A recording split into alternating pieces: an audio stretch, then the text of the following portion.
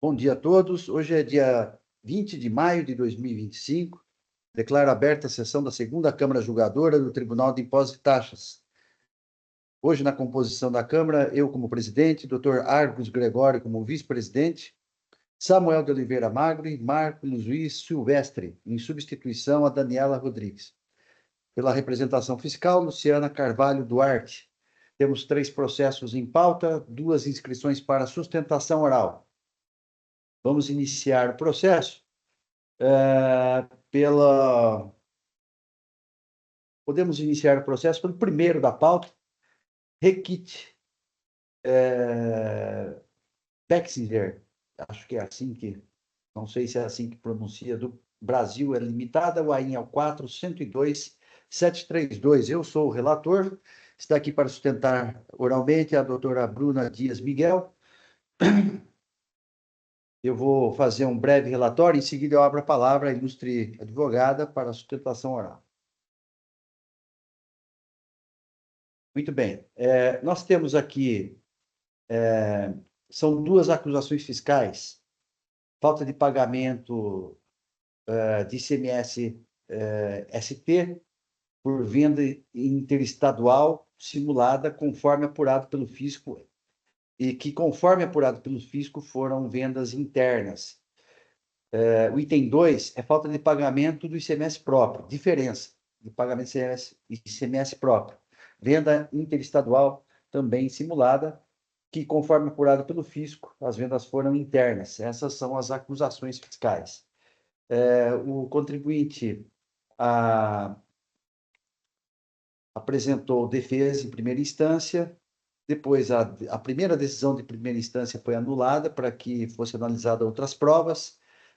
Decisão essa proferida pela 4ª Câmara Julgadora, o processo retornou à primeira instância, novo julgamento foi proferido, analisando novamente o processo, que julgou em parte o AIN, né? Em relação ao item 1, foram excluídos alguns produtos repelentes e também houve o reconhecimento do excesso de juros pela aplicação da súmula 10. Em razão disso, foi interposto o recurso de ofício. As partes se manifestaram e o devedor principal, né, o contribuinte, e os solidários, que foram incluídos no polo passivo, também apresentaram recurso ordinário da parte em que a decisão foi desfavorável. Foram alegadas várias questões, questionando juros e multa, a pedido de nulidade da decisão recorrida por ambos os recursos, né? O recurso ordinário de solidários é um recurso tanto para a Log Access quanto para a pessoa física do senhor Flávio Teixeira da Costa. Então, é alegada nulidade da decisão recorrida, é nulidade do AIN, por vários argumentos, né? Eu não vou aqui listar, porque a doutora Bruna está aqui para fazer a sustentação oral, então deve abordar esses aspectos. Também é alegado cerceamento de defesa, né? Porque não houve direito de manifestação durante o período em que a fiscalização estava com ação fiscal, né? Também alegado erro de acusação, né? E, no mérito, pede a reversão. Basicamente, são vários argumentos também, são vários e vários argumentos, mas, basicamente, é pedido aqui a reversão da decisão, sustentando que, principalmente, os 2 principais argumentos, né, que não houve ocorrência de fraude, né, nas operações e que houve efetividade das operações e boa-fé. Basicamente, esses são os pontos aqui, as matérias controvertidas. Eu passo, então, a palavra à ilustre advogada, doutora Bruna Dias Miguel, para que apresente a sua sustentação oral pelo prazo regimental. Doutora Bruna, com a palavra. Bom dia a todos, bom dia, presidente. Muito obrigada pela leitura do relatório. Esse caso, ele se refere à Operação Catarse. É uma operação já de conhecimento, né, deste egrégio tribunal, que foi deflagrada pelo Estado de São Paulo, para fiscalizar o recolhimento, basicamente, de ICMS-ST nas operações de vendas interestaduais. E o que aconteceu nesse caso, excelências, é que, de fato, a fiscalização, ela identificou que ocorria uma operação de fraude, que aconteceu mesmo uma fraude, em relação a essas vendas que eram realizadas pelas empresas, pelas indústrias, né, do estado de São Paulo, e aqui eu estou falando pela recorrente, pela RECT, mas outras empresas, grandes empresas multinacionais também foram autuadas em relação a essa mesma operação, e aí eu estou falando de 3M, Procter Gamble, Diageo, enfim, todas essas empresas foram acusadas de realizar e de participar dessa fraude que foi realizada pela empresa F mais Par, que é a empresa que é controlada pelo senhor Flávio Teixeira, e assim como a Log e a Sex, né, que, enfim, que é também empresa considerada solidária nesse caso, por conta da acusação de que essas operações, na realidade, elas não seriam operações de venda interestadual de mercadoria, elas teriam ocorrido, na verdade, uma operação de venda interna. E por quê? Porque as mercadorias, elas eram vendidas e foram vendidas para a F mais Par, a RECT vendeu essas mercadorias, foram entregues na F mais Par, isso é um ponto importante fático, porque isso consta do próprio relatório circunstanciado, então a fiscalização, ela constata que a mercadoria é entregue na F mais Par do Estado do Espírito Santo, e a F mais Par realizava a revenda dessas mercadorias para o Estado de São Paulo. Então, da mesma forma que a mercadoria chegava, a mercadoria era entregue, a mercadoria retornava, e ela retornava pela entrada em São Paulo de empresas que a fiscalização chamou de empresas de grupo C, e essas empresas foram consideradas empresas laranjas, que eram controladas pelo senhor Flávio Teixeira. E as vendas eram realizadas para empresas do grupo D, que são os grandes atacadistas aqui do estado de São Paulo. Então, basicamente, essa foi a fraude que foi identificada dessas empresas do grupo BAD. B aqui eu chamo de F mais Par, né, que foi o que foi denominado pelo Estado de São Paulo. C seriam as empresas laranja, por onde entravam as mercadorias em São Paulo, e D seriam as reais adquirentes dessas mercadorias. Então, essa fraude, excelências, ela de fato, ela está comprovada nos autos, isso ninguém nega, ninguém duvida.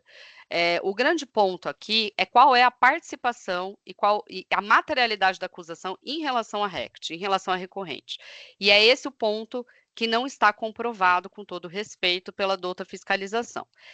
Como bem relatado, foi proferida a decisão de primeira instância. A decisão de primeira instância, ela não havia analisado as provas, e quando foi interposto o recurso ordinário, a Colém da quarta Câmara deste egrégio tribunal, na época era de relatoria do doutor Argos, esse caso, inclusive, foi determinada que a delegacia fizesse o quê? 4 coisas, basicamente. Que a delegacia analisasse a comprovação da efetividade dessas operações, porque toda a documentação que foi apresentada pela RECT, mostrando que as operações de fato ocorreram, elas não tinham sido analisadas, essa documentação ela não tinha sido verificada pela delegacia, comprovasse a regularidade das empresas fornecedoras, ou seja, a idoneidade da F mais Par na época, se a F mais Par era uma empresa que atuava regularmente ou se ela, né, não atuava regularmente, comprovação dos pagamentos que eram realizados pela empresa e comprovação, principalmente, da participação dolosa da RECT nesse esquema fraudulento.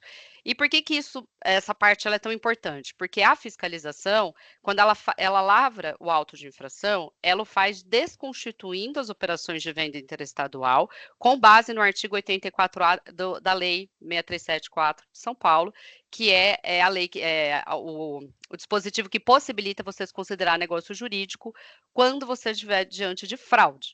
Só que a fraude, enfim, você tem que comprovar o dolo, né? Então, assim, a parte mais importante do auto de infração seria comprovar que a RECT sabia que esse esquema fraudulento acontecia, ou seja, que a RECT sabia e que a RECT quis participar dessa fraude que acontecia no estado de São Paulo, de vender, na verdade, as mercadorias aqui para o estado de São Paulo e assim deixar de pagar o ICMS-ST e não recolher o ICMS devido aqui para o estado, a alíquota de 18%.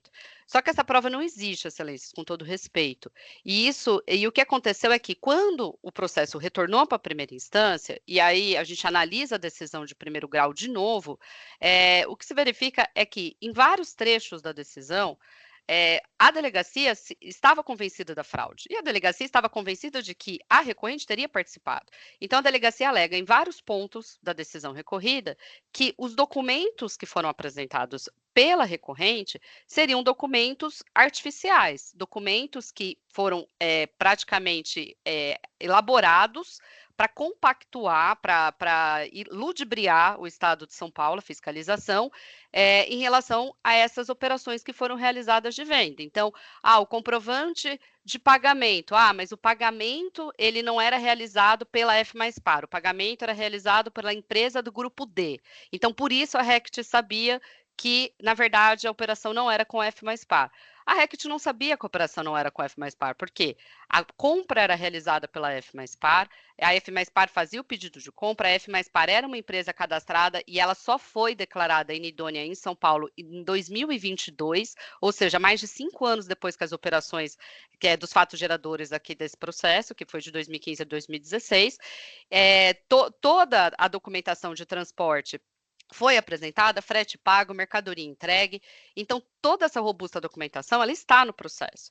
Quem fazia o pagamento, segundo a fiscalização, eram as empresas do grupo D. Só que o boleto era realizado, era gerado em face da F mais Par. Então, a RECT vendia para a F mais Par, gerava o boleto para a F mais Par e não conferia quem pagava, se era uma empresa do grupo D. Não se tinha como saber, porque isso era por transferência eletrônica, isso era uma TED que era realizada assim, isso caía no conta corrente, tem vários comprovantes de pagamento do Citibank que foram juntados aos autos e que demonstram ali os pagamentos que eram realizados pela F mais Par. Só que esse fato por si só, com todo respeito, ele não é suficiente para dizer que a recorrente sabia que essa fraude acontecia e que o fato de não ser efetuado o pagamento pela F mais Par ou não, que isso, né, notificaria ela de que, na verdade, ela vendeu para uma empresa do grupo D e numa empresa, não para a F mais Par, que era a empresa que realmente realizou a compra dessa mercadoria. Então, essa é uma acusação da fiscalização. Essa acusação, excelências, com todo respeito, ela está em todas as autuações que foram realizadas em face dessas grandes indústrias. É o mesmo argumento. Então, para que a fiscalização prove a materialidade da acusação em face dessas grandes indústrias, ela diz que quem fazia o pagamento eram outras empresas que não a F mais Par, e também nesse caso da RECT em específico, que os pallets, eles não retornavam da F mais Par, que eles retornariam dessas empresas do grupo D, que isso também era uma prova de que a operação não era realizada na forma que retratada. Só que esses argumentos, excelência, com todo respeito, eles são argumentos frágeis, porque não comprova que a RECT sabia que essa fraude acontecia, não comprova que a RECT sabia que a RECT quis participar, e mesmo porque essas mercadorias voltavam para São Paulo. A RECT vende aqui em São Paulo, ou seja, ela era concorrente das empresas do grupo D. Por que a RECT iria querer ser concorrente das empresas do grupo D? Então, não faz sentido, com todo respeito, essa alegação do Estado de São Paulo de que era um benefício econômico que ela tinha em relação a esse não pagamento ou não recolhimento do ICMS, porque nessas operações, a RECT, a operação com a F mais Par, na época, ela correspondia a 0,0017% das operações que a RECT realizava. Então, não era o cliente mais representativo da RECT para que ela participasse desse esquema fraudulento. Então, quando a gente analisa a decisão, porque a gente pede a nulidade de novo dessa decisão, o que se verifica é isso, é que a delegacia se convenceu que a fraude aconteceu e, de fato, ninguém nega que essa fraude ela foi identificada pelo Estado de São Paulo, mas, assim, das empresas do grupo B até as empresas do grupo D. Então, quando você analisa o relatório circunstanciado, tem provas robustas da fiscalização de que a mercadoria voltava. Só que não tem a prova de que ocorreu a prática de um ato doloso pela recorrente. E essa prova ela é necessária, porque a gente está falando aqui de materialidade do auto de infração. Então, a delegacia se convence, a delegacia, enfim, se convenceu de que esses documentos não são suficientes, ou seja, que o kit boa-fé que foi apresentado aqui pelo contribuinte, ele não serve para comprovar a regularidade dessas operações, que pouco importa que a F mais Par foi declarada inidônea apenas em 2022, ou seja, nem o Estado de São Paulo sabia que essa fraude aconteceu. O Estado de São Paulo identificou e começou a fazer essa fiscalização no ano de 2017. Então, o ponto, excelências, é que, número 1, essa enfim, a delegacia, com todo respeito, não realizou novamente a análise dessa documentação que foi apresentada. O que a delegacia analisou, e ela fez, e ela diz, e ela menciona que foram analisados 29 operações de 8.500 notas fiscais que foram autuadas, é essa questão do pagamento. O pagamento era realizado pela empresa do Grupo D. Então, essa é a alegação da delegacia para falar que a recorrente sabia desse esquema fraudulento e a questão dos pallets. Só que os pallets, a gente sabe que ele pode retornar, ele pode transitar por terceiros, que isso não é problema de você vender o pallet aqui dentro do estado de São Paulo, e que isso não prova, com todo respeito, que a recorrente sabia que esse esquema acontecia. O outro ponto que é importante, além de toda essa questão da materialidade da acusação fiscal, que ela não existe no processo, com todo respeito, e aí a gente tem aqui um grande vício do artigo 142, é a questão que o Estado de São Paulo tem uma previsão clara na legislação de quem é o contribuinte nesse caso. E o contribuinte, pelo 426A do regulamento, é o adquirente da mercadoria na entrada da mercadoria em São Paulo, ou seja, são as empresas do Grupo C. Então, que não existem, porque eram empresas laranja. Então, no mínimo, as empresas do Grupo D. Então, tanto é verdade que quem é o contribuinte é a empresa do Grupo D, que ela foi arrolada como responsável solidária. Só que ela não é a responsável solidária, ela deveria ter sido a contribuinte nesse caso, porque ela que realizou esta fraude, no caso. Então, se alguém deveria ser responsabilizado, com todo respeito, no processo, é o senhor Flávio Teixeira, porque ele era o dono da F mais Par e ele era o controlador de todas essas empresas do Grupo C por onde as mercadorias entravam no estado de São Paulo. Só que o que aconteceu, excelências, com todo respeito, é que foram responsabilizadas as indústrias. Por quê? Porque as indústrias, são grandes multinacionais. Então, todas as grandes multinacionais, 3M, Procter & Gamble, Nivea, Diageo, Rect, são empresas fraudulentas que participaram com a F mais Par em relação a esse esquema que foi deflagrado. E este egrégio tribunal já analisou essa mesma operação em outros casos, dessas outras empresas que foram autuadas, e o ponto em comum que se tem e dessas decisões que foram favoráveis para cancelar os autos de infração foi justamente a questão da materialidade. A fiscalização não consegue comprovar que as indústrias sabiam. Então, elas tentam descaracterizar toda essa documentação robusta que é apresentada pela empresa, porque o contribuinte ele não tem outra documentação para apresentar. Ele consegue comprovar que as operações aconteceram. Ele consegue mostrar que ele pagou pela venda que ele realizou, que a mercadoria foi entregue. Ninguém duvida disso, está lá comprovado pelo Estado de São Paulo. Agora, o que o Estado não consegue fazer é uma prova diabólica. Ele não consegue dizer algo que eu não sabia que essa fraude acontecia. Como é que eu comprovo que eu não sabia? Eu simplesmente não tenho essa possibilidade. Então, ou o fisco juntava no processo e-mails de que o pagamento era realizado com a LogAccess. E aí, qual é a alegação? Mas a nota fiscal tinha lá departamentos log. E isso deveria fazer com que a Rect soubesse. Só que log era o nome da F mais Par, inclusive. A fantasia da F mais Par era cadastrado como log. F mais Par log ponto distribuidora. Por que a Rect poderia desconfiar disso? Poderia ou não poderia por conta de um carimbo? Porque essa alegação também existe no processo. Então, todos esses elementos, com todo respeito, eles são elementos frágeis e que não servem para comprovar a participação da Rect nesse esquema fraudulento. Então, novamente, excelências, ninguém está dizendo que essa fraude não aconteceu, ela aconteceu.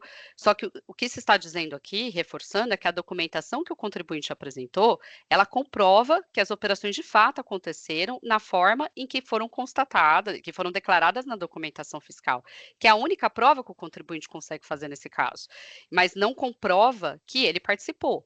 Não comprova que ele sabia, não comprova que, na verdade, ele queria vender para a empresa do Grupo D. Então, a gente pede, com todo respeito, novamente, a nulidade da decisão, porque a decisão ela acaba não fazendo essa análise de uma forma, inclusive, imparcial, e isso fica constatado em vários trechos da decisão, ou caso não se entenda pela nulidade, toda a documentação apresentada é robusta e comprova que as operações ocorreram com boa-fé, que foi o que a venda aconteceu de forma regular pela recorrente, ou no mínimo que se reconheça a ausência de materialidade do auto de infração, porque aqui a gente não tem a comprovação para aplicação do artigo 84A, desculpa, pela lei, da lei 6374, ou então que se reconheça que quem é o contribuinte pelo 426A é apenas o responsável solidário. Então, eu agradeço a todos, não vou mais me delongar no caso. Um bom dia e muito obrigada. Cumprimento a doutora Bruna Miguel pela sustentação oral, muito assertiva e muito clara aí na sua exposição, expondo aí realmente os pontos do recurso aí do autuado, né? Quais são os principais pontos aí de sua defesa. Eu vou passar, então, ao meu voto, iniciando pelo recurso de ofício. O processo é longo, ele tem mais de 12 mil páginas, muitos documentos, e só o recurso da autuada tem 128 páginas, né? Então, é um recurso longo, então vou tentar aqui, dentro do possível, abreviar alguns pontos aqui do voto para não cansá-los, né? Vou começar pelo recurso de ofício, que foi interposto tendo em vista que a decisão de primeiro grau reduziu o crédito tributário por dois aspectos.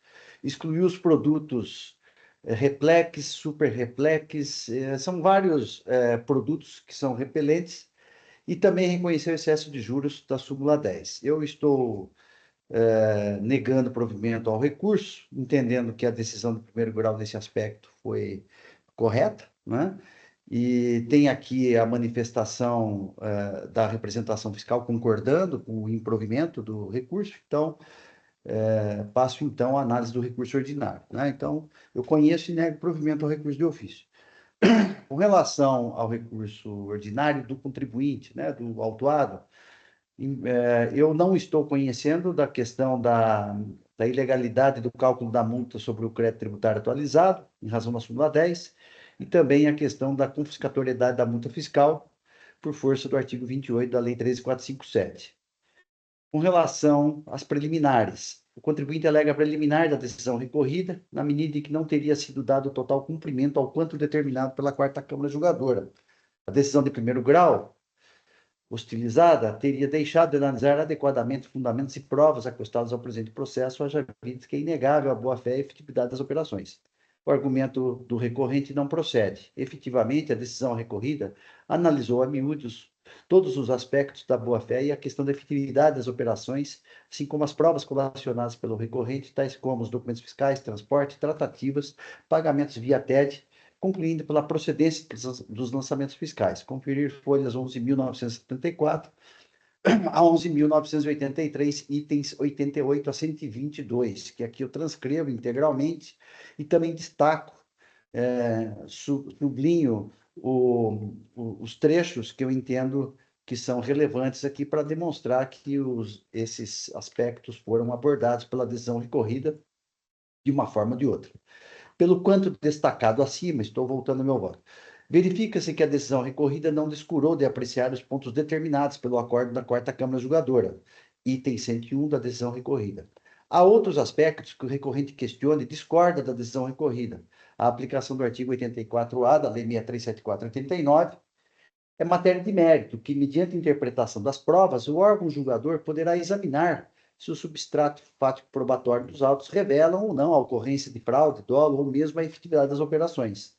O mesmo se diga em relação às questões deduzidas que envolvem a ausência de materialidade da acusação fiscal, folhas 12.015 seguintes, pagamento dos pallets, 12.024 seguintes, demais críticas à decisão recorrida, 12.025 seguintes, inviabilidade de se considerar fiscalização por amostragem de quintas notas fiscais, folhas 12.031 e seguintes, ausência de benefício econômico, 12.032 e seguintes, pagamento por empresa do grupo D, 12.036 e seguintes, e somente através do exame das provas, o sodalício deliberará sobre a procedência ou improcedência das alegações do recorrente.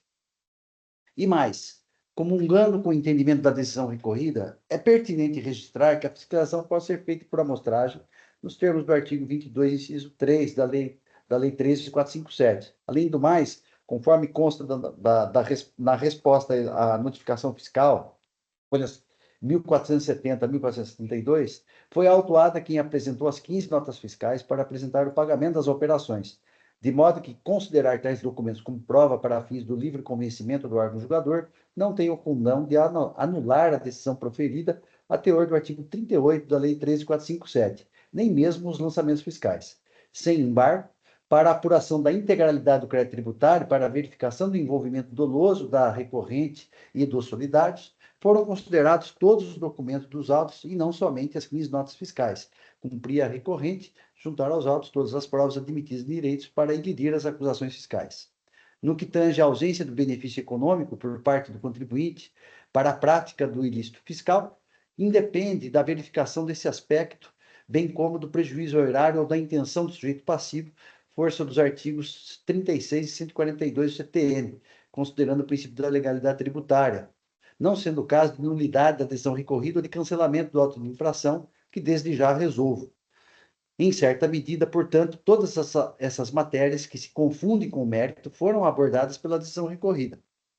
Deveras, o julgador, na prolação da decisão administrativa jurisdicional, para fins do artigo 38 da Lei 13.457, pela iniciativa das partes, está vinculado a decidir a lite, em regra, nos termos do pedido, mas a decisão não fica a qualquer fundamento, mas a decisão fica sujeita a qualquer fundamento jurídico. Na solução da causa, a adoção de fundamento diverso do exposto pela parte não é omissão, nem premissa falsa, nem julgamento extra petita. É divergência de intelecção na solução da lide administrativa, circunstância desqualificadora da nulidade processual. Então, sigo aqui que a Constituição Federal, no artigo 93, incisos 9 e 10, não fez a opção estilística na imposição do requisito da fundamentação das decisões. Esta pode ser laudatória ou sucinta. Deve ser tão só pertinente e suficiente. Assim é que a decisão de primeira instância atendeu às prescrições do artigo 38 da Lei 13.457. A exposição dos fatos e dos fundamentos foram coesos, isto é, com nexo e uniformidade, sem acarretar qualquer prejuízo à defesa dos recorrentes, tanto que o mérito dos lançamentos fiscais foram acatados, foram atacados com percussões jurídicas em todas as fases do contencioso administrativo tributário. Afasto, pois, a nulidade da decisão recorrida.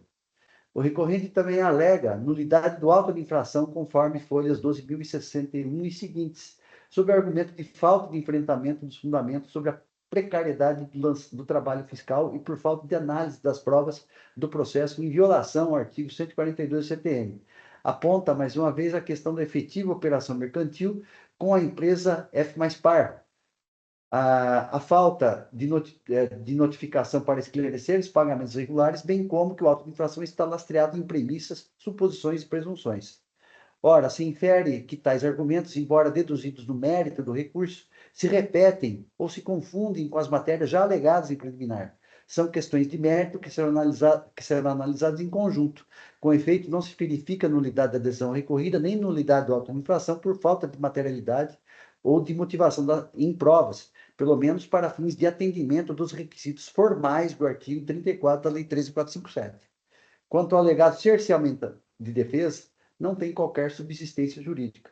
Não há previsão legal do contraditório durante a ação fiscal, isto é, antes da lavratura do auto de infração, justamente porque ainda não há exigência fiscal, nem lide, nem controvérsia a ser decidida ou debatida. Cabe ao sujeito ativo o dever de motivação em provas para a validade do ato de lançamento do crédito tributário, artigo 142 do CTN. No presente caso, a obrigação legal foi cumprida. Uma vez notificado o contribuinte do auto de infração e apresentada a defesa, inicia-se o contencioso administrativo tributário propriamente dito, devendo, a partir daí, ser rigorosamente observado o devido processo legal com garantia da ampla defesa do contraditório. Faço aqui algumas considerações sobre o devido processo legal, que, em seguida, dizendo que o contraditório realmente é um direito fundamental, e infere-se que o artigo 2º da Lei 13.457 consagra expressamente o princípio do contraditório. O artigo 18 garante às partes litigantes da mesma lei, né, o direito de produzir as provas legítimas em sua defesa. E, em caso o contribuinte fora regularmente notificado via DEC, apresentando extensa e percussiente impugnação, juntando documentos e exercendo seu direito de defesa na plenitude com os recursos inerentes, inclusive em relação aos pagamentos das operações. Logo, não houve cerceamento de defesa. O recorrente também alega nulidade do auto de infração conforme folhas 12.061 e seguintes, sobre argumento de falta de enfrentamento do trabalho fiscal e por falta de análise das provas do processo em violação ao artigo 142. Aponta novamente a questão da efetivação da operação mercantil com a empresa F mais par. A falta de notificação para esclarecer, então, alega de novo. Ora, se infere de que tais argumentos, mais uma vez, são repetitivos de mérito, inadequadamente alegados preliminar, ou já enfrentados alures nesse voto. Todas as questões de mérito serão analisadas em conjuntos. Então, aqui eu estou aqui praticamente reprisando aqui o que já tinha sido falado lá atrás. E, pois bem, é relevante consignar, no primeiro plano, que o erro... Aí tem a questão do erro de acusação. O recorrente também alega, traz o argumento do erro de acusação, o erro da capitulação da infração fiscal. Assevera que não foi possível apurar o débito fiscal, pois deveria ter sido indicado todos os elementos comprobatórios para o lançamento. E que, em relação aos produtos não sujeitos ao ICMS-ST, há inequívoco erro de direito, não podendo ser corrigido no curso do processo. Alega ainda que não é possível verificar se a fiscalização fez os corretos descontos do ICMS pago. Por fim, diz que o fundamento legal indicado no AIM está incorreto, pois foi aplicada a alíquota de 25% quando deveria ser de 18%. Pois bem, relevante consignar em primeiro plano que o erro de acusação é inadequada à subsunção dos fatos relatados em linguagem competente à hipótese legal, de tal modo que as asserções do recorrente não se coadunam com o erro de direito. No que se refere, aqui eu faço uma menção à lição sobre o assunto do Dr. Paulo de Barros Carvalho, e as alegações a respeito da iliquidez do crédito tributário são plenamente genéricas, cumprir ao contribuinte trazer elementos, laudo técnico ou documentos capazes de demonstrar erros na apuração do crédito tributário. De outra parte, não foi apontado pelo recorrente qual seria o correto enquadramento das infrações tributárias ou sua fundamentação, que não aquelas constantes do AIN exordial. E tem aqui todos os artigos da fundamentação legal que constam do AIN, e do item 2, que é o artigo 52, inciso 1, 55, inciso 4 do RICMES, combinado com 34, anexo 2 do RICMES. Quanto à inclusão das mercadorias que não estão abrangidas pela substituição tributária, a fiscalização no âmbito do controle da legalidade excluiu os repelentes, corrigindo o AIN sem implicar em alteração do fundamento legal ou do critério jurídico das acusações fiscais em relação aos demais produtos. Nesse sentido, o artigo 13 da Lei 13.457, com destaque para o parágrafo 2º, assim prescreve, que aqui eu transcrevo. Destarte na espécie não significa erro de direito ou alteração dos critérios jurídicos dos lançamentos fiscais após o acertamento procedido pela fiscalização. No que tange à incorreta aplicação de alíquota, também não se confunde com erro de direito. Pelos mesmos motivos acima, o órgão julgador poderá corrigir a alíquota com redução do crédito tributário sem implicar em nulidade do lançamento fiscal. Seja como for, a alíquota de 25% incide na espécie. Caberia ao contribuinte fazer prova de que a referida mercadoria, denominada bom ar, se enquadra na alíquota de 18%. Artigo 373, inciso 2, combinado com o artigo 15 do CPC 15, Código de Processo Civil. O demonstrativo de folhas 1653 a 1745 contém diversos produtos sob o NCM 33074-900, não sendo possível averiguar se há odorizantes ou desodorantes de ambientes, entre eles apenas pelo nome comercial. Meras alegações não são suficientes para abalar a rigidez do lançamento fiscal. Nesse ponto, já avançando no mérito, assim decido. Nessas condições, rejeito as preliminares alegadas. Mérito do recurso. As acusações dos itens 1 e 2 são de falta de pagamento de ICMS-ST e diferença de ICMS próprio, respectivamente, em razão de operações de venda de mercadorias interestaduais simuladas, pois a fiscalização apurou que tais operações, na realidade, foram internas. É insofismável que os fatos jurídicos descritos nas referidas acusações fiscais estão totalmente imbricados, não sendo certo que os fundamentos dos recursos apresentados pelo autuado e pelos solidários são comuns para ambos os lançamentos tributários, ressalvada a alegação de legalidade, de legitimidade de parte dos solidários. Assim, todas as questões de mérito deduzidas serão apreciadas para o desato da controvérsia, tanto para o item 1 quanto para o item 2. Nesse sentido, recorre o atuado contra a decisão de primeiro grau, que manteve, em parte, os créditos tributários dos itens 1 e 2, folhas 11.953 a 11.985, que aqui, nesse caso, foi parcial, porque, como eu disse antes, excluiu os repelentes e os juros em excesso da súmula 10. Então, o contribuinte sustenta que não houve simulação de suas operações. Não foi comprovado que as empresas do Grupo A participaram da fraude, que foi comprovada a efetiva circulação de mercadorias, que atendeu às notificações fiscais, que a decisão recorrida é nula por ser genérica e precária em seus fundamentos, que a decisão recorrida valeu-se de presunções em violação ao artigo 142 do CTN, que houve cerceamento de defesa ao lavrar o auto de infração, que os lançamentos fiscais foram feitos com base em presunções, houve erro do direito nos lançamentos tributários, assevera a boa-fé e efetividade das operações na esteira da súmula 509 da STJ. Há erro de eleição do sujeito passivo, CMSST.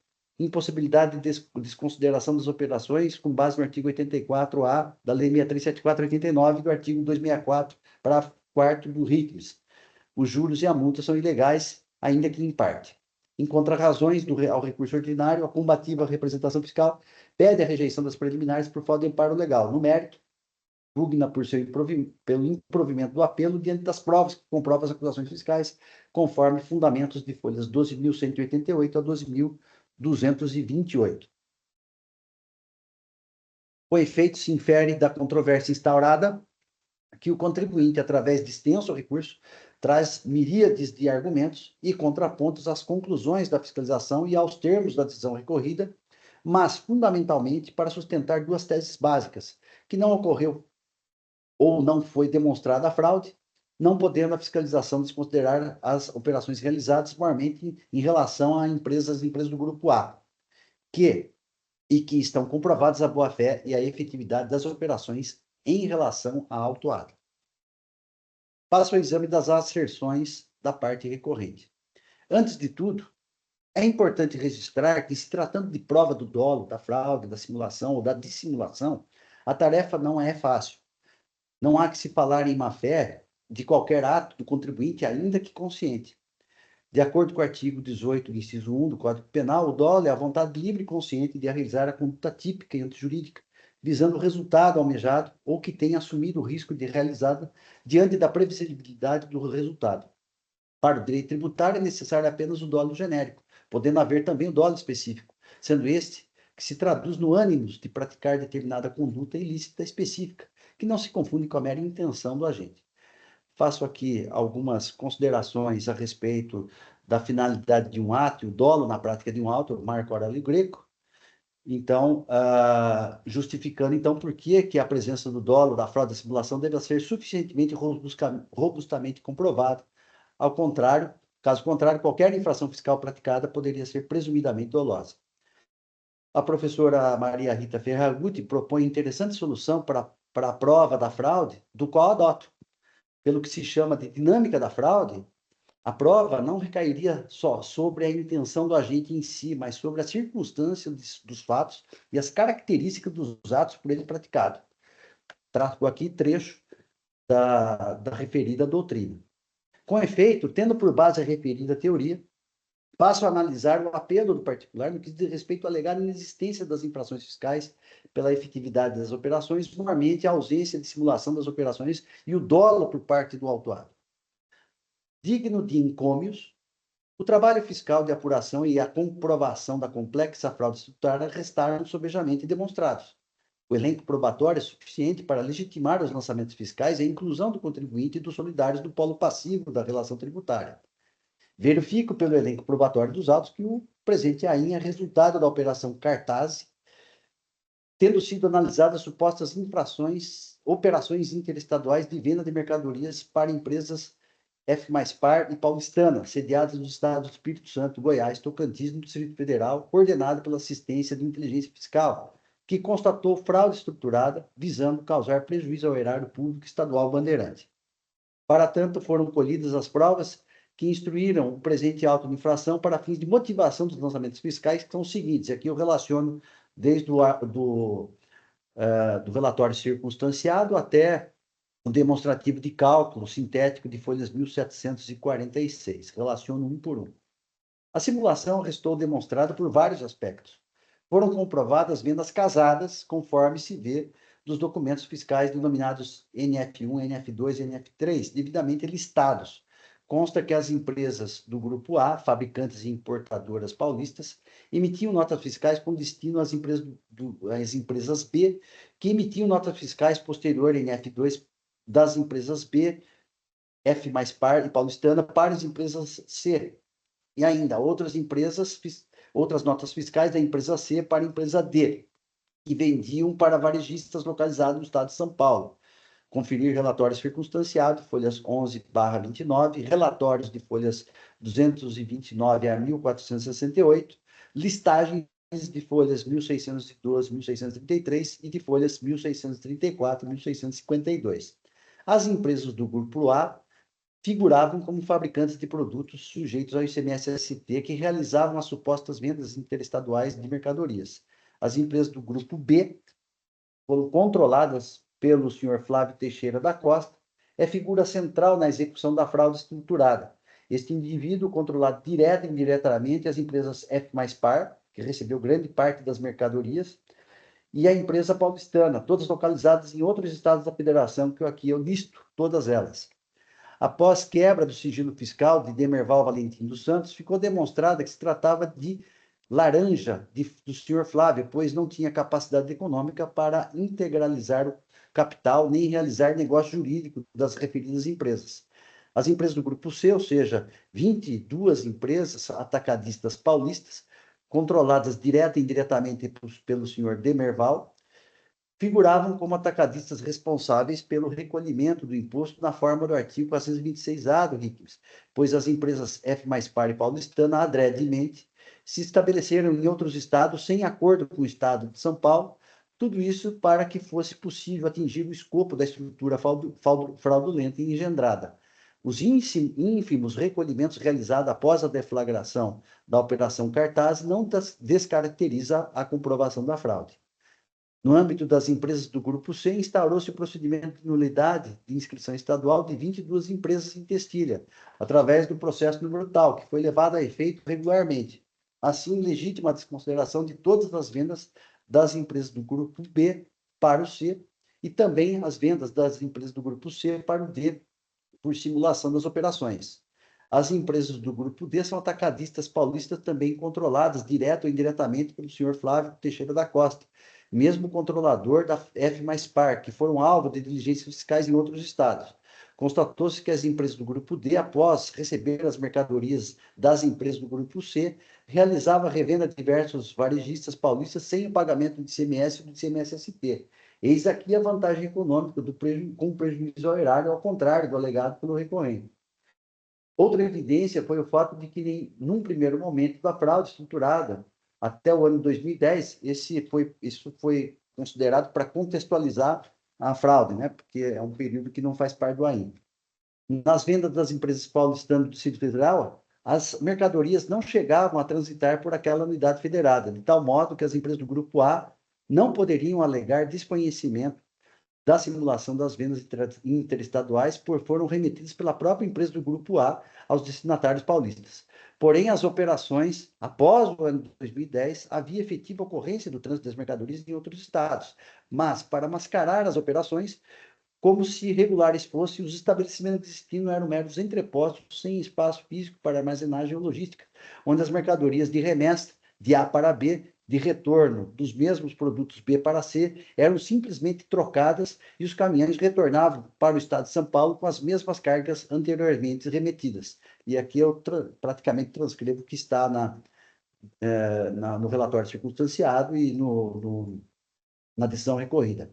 É certo que em operações mais recentes houve descarregamento das mercadorias, mas tudo para dar uma conotação de normalidade, regularidade e de licitude das operações, sem alterar, contudo, o restante do modus operandi e o objetivo final de sonegar imposto, como apurado pela fiscalização e bem explicado no relatório circunstanciado. Ora, os retornos das mercadorias se apresentavam exatamente nas mesmas quantidades e discriminações de produtos, sem excessos, faltas ou divergências. Apurou-se também, para que fosse eficaz o resultado da sonegação em termos financeiros, os valores unitários de venda dos produtos com os correspondentes de compra para as empresas do grupo B e C apresentavam um valor adicionado ínfimo, índice de valor adicionado próximo a zero. conforme a amostragem do movimento de cada empresa. Entretanto, em relação às empresas do grupo A e D, os índices de valor adicionados são adequados, ou seja, de acordo com suas atividades, apresentando no lucro operacional declarado, que tem os custos tributários reduzidos, fruto da simulação perpetrada, resultando o benefício financeiro.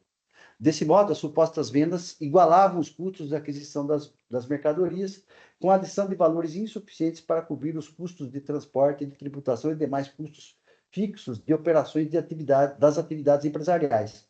Tudo isso só foi viável com o aporte financeiro de terceiros. Em relação aos pálitos e pagamentos recebidos de terceiros, ficou demonstrado pela fiscalização que as empresas do grupo B não tinham recursos em caixa nem movimentação financeira de outras operações para fazer frente ao pagamento de suas aquisições. Para tanto, foi realizado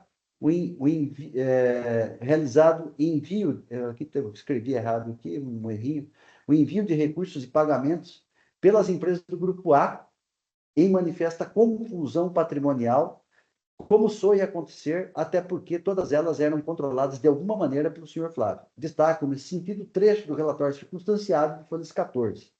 Mais adiante, também transcrevo o trecho de folhas 22 dos autos, né, onde consta também essa questão aqui da questão de como essas transferências eram feitas. Por sua vez, a decisão recorrida, considerando os elementos dos autos, bem delineou o esquema fraudulento perpetrado pelos envolvidos, conjugando com as provas dos autos. Conferir folhas 11.698, 11.973, itens 63 a 77, que aqui eu transcrevo.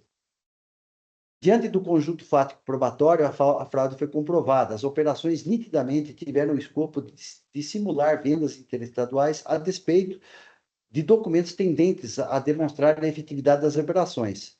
Se há fraude, não há boa-fé, nem efetividade das operações, mesmo que haja documentos que formalmente possam indicar a ocorrência de operações mercantis. Em outras palavras, estando todos os núcleos envolvidos na fraude, empresas do grupo A, B, C e D, incompatível a aplicação da súmula 509 do STJ.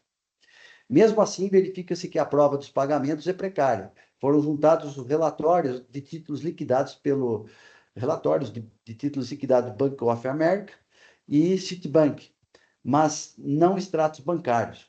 Há boletos sem identificação de pagamentos e documentos de períodos que nem dizem respeito ao presente AIM. Conferir folhas 8.594 a 10.392. Também não há tratativas comerciais. Os documentos de transporte não podem ser considerados, dado o expediente utilizado para a simulação das operações. Destarte as infrações à legislação tributária restaram caracterizadas de modo que a autoridade fiscal agiu corretamente em proceder aos lançamentos de crédito tributário de imposto, com aplicação de multa de mais encargos, com fundamento no artigo 142, combinado com 149, 7º do CTN, que aqui eu transcrevo. Então, em seguida, eu faço algumas considerações doutrinárias a respeito da simulação e do conceito de simulação, de dissimulação, né? Cito aqui doutrina da professora Aurora Tomazini de Carvalho. Então, sigo aqui que, na verdade, todos os conceitos sobre dissimulação, simulação,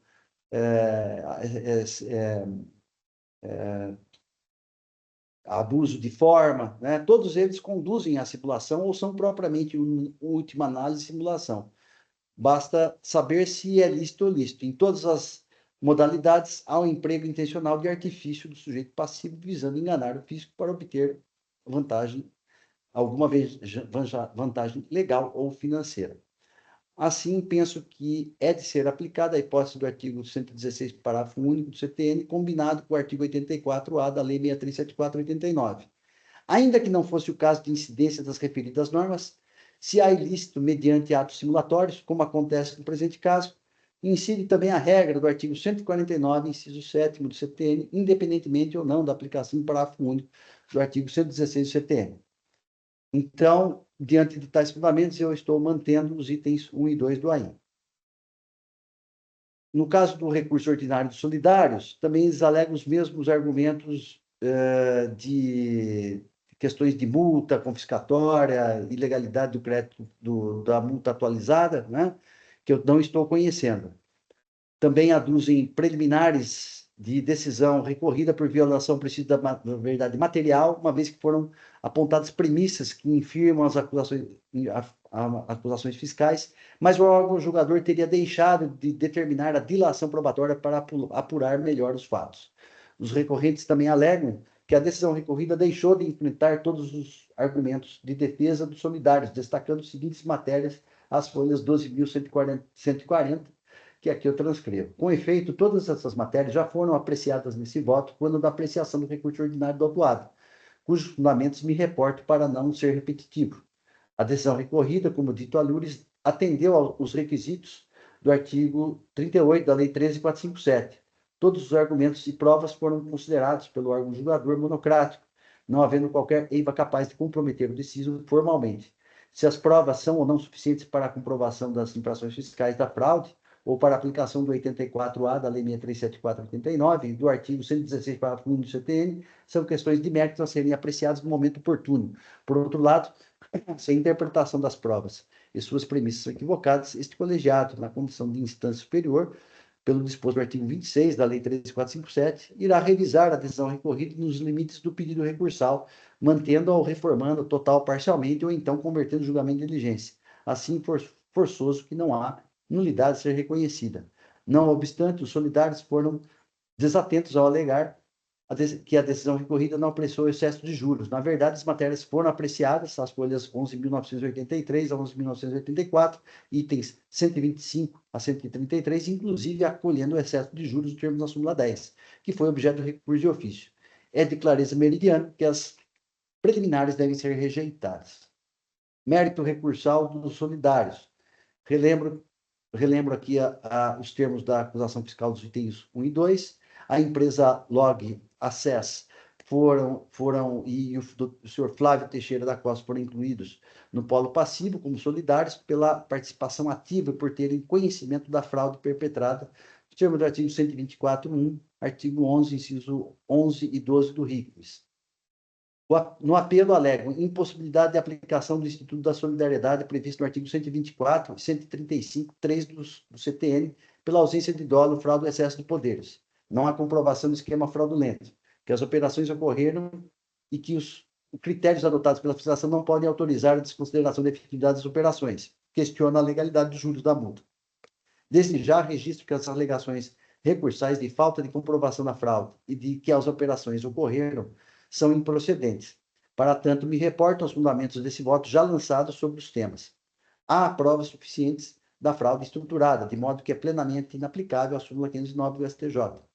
Não obstante, os argumentos recorrentes são genéricos e frágeis, pela qual ficam rejeitados. Resta o enfrentamento do principal argumento dos recorrentes solidários, a inaplicabilidade da solidariedade. Então, faço aqui, em seguida, algumas considerações sobre o Instituto da Solidariedade, que ela não se presume, né, que depende da prova, né, e adoto aqui, em relação aos solidários, o mesmo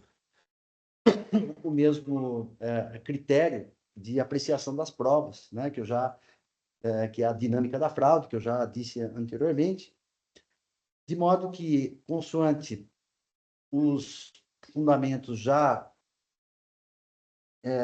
indicados nesse voto, juntamente com o exame das provas, é forçoso concluir que os solidários não só tiveram amplo e claro conhecimento das operações simuladas, como também foram peças essenciais para o esquema fraudulento.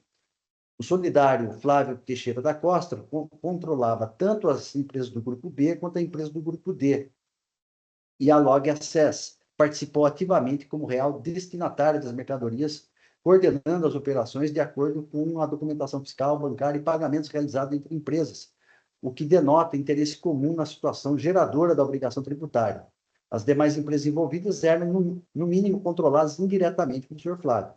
Não há como dissociar os solidários da fraude, máximo porque o senhor Flávio estava no centro de toda a execução do esquema engendrado, além de também controlar a Log, conferir folhas 1551 e seguintes.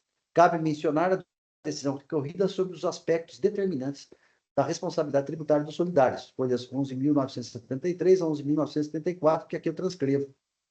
É o item 80 da decisão recorrida. Nesse diapasão, é insofismável a aplicação do artigo 124.1 e artigo 149, inciso 7 do CTN, combinado com o artigo 9º, inciso 9 e artigo 10, inciso 14, ambos da Lei 63.74/89, por terem os recorrentes participado dos fatos jurídicos considerados fraudulentos em relação ao fisco, de acordo com as provas e circunstâncias do caso analisado, consoante os termos da decisão recorrida, que não são aqueles apontados pelo recorrente solidário para fundamentar em seu apelo nessa parte. Logo, é também responsável pelo crédito tributário. Entrementes, a responsabilidade por solidariedade tem o efeito de trazer o terceiro para a relação tributária, sem, contudo, afastar o contribuinte do polo passivo. Infere-se que a solidariedade se caracteriza pela possibilidade da exigência integral da dívida de qualquer dos sujeitos passivos, independente da ordem nessa cobrança. Por tais razões, deve ser mantida a decisão do primeiro grau, ficando rejeitado o apelo dos solidários. Então, eu estou conhecendo e negando o provimento ao recurso ordinário e conhecendo, em parte,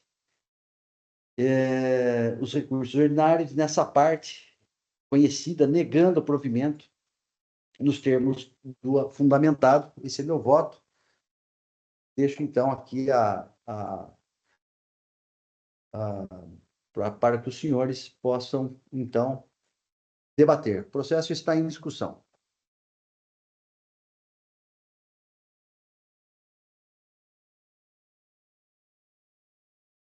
Eu só vou fazer aqui uma habilitação aqui para corrigir aqui um erro que me parece que precisaria ser. Presidente, Pois não, doutor Argos. primeiro, bom dia a todos, bom dia, doutora Bruna, todos os colegas aqui, cumprimentando o doutor Silvestre, seja sempre bem-vindo aqui com a gente, eventualmente aqueles que nos assistem. Não, quero só apenas cumprimentá-lo pela excelência do seu voto, que, por certo, apreciou ali todos os pontos trazidos em sede recursal. Eu confesso que eu já tive a oportunidade de julgar um processo exatamente desse quilate, também em que era autuada, perdão, em que era autuada a RECT, mas, salvo engano, na quarta Câmara, e naquela oportunidade prevaleceu o voto no sentido de que nova decisão fosse dada, o que não é o caso, né? Então, a despeito de já ter enfrentado essa matéria, não apreciamos o mérito naquela oportunidade. Nesta oportunidade, eu digo que, efetivamente, as suas ponderações aqui, elas são de excelência. Eu já conhecia o voto desde então, quando o senhor disponibilizou.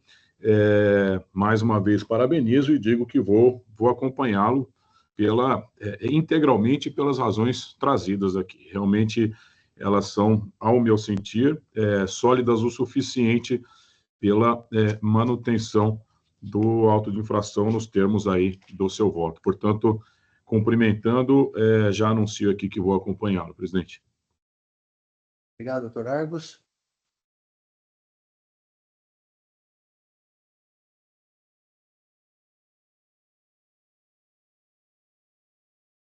Só vou fazer aqui um ajuste aqui, se vocês me permitem só um tempinho aqui para eu localizar, porque o voto é tão longo que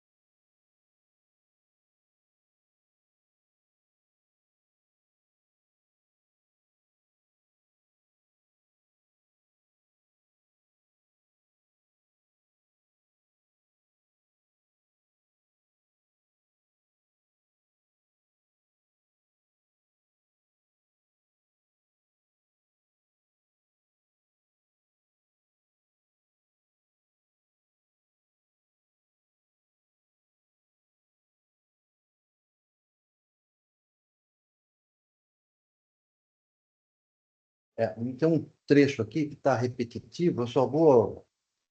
Não vai ficar confuso, eu vou só alterar aqui, que é depois ainda em preliminar, eu repito aqui um parágrafo, é logo depois da questão do cerceamento de defesa.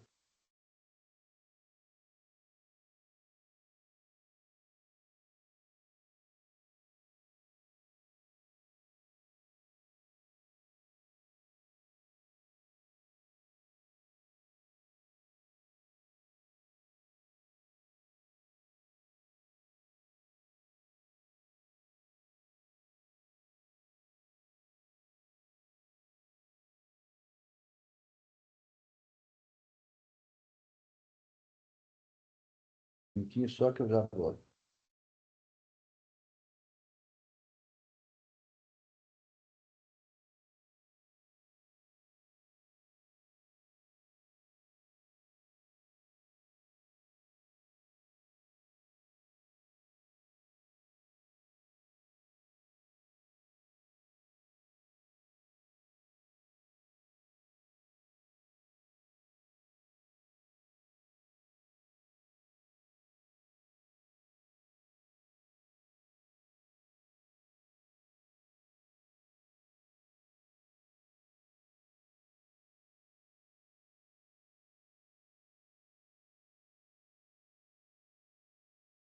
Localizei aqui.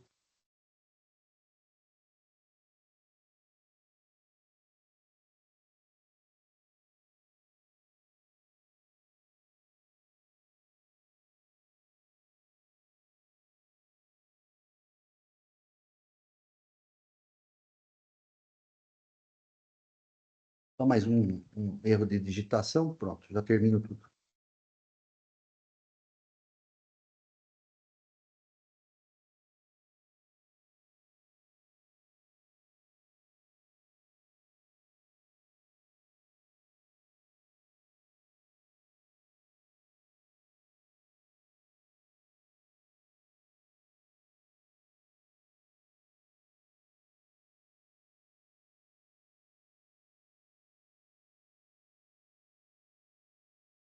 Ah,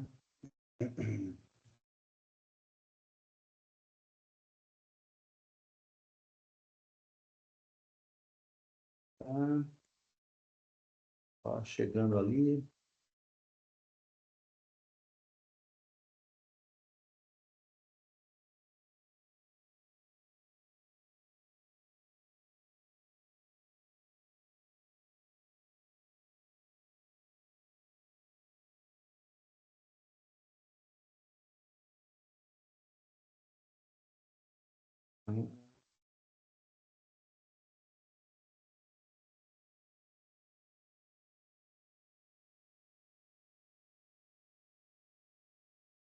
Muito bem, pronto.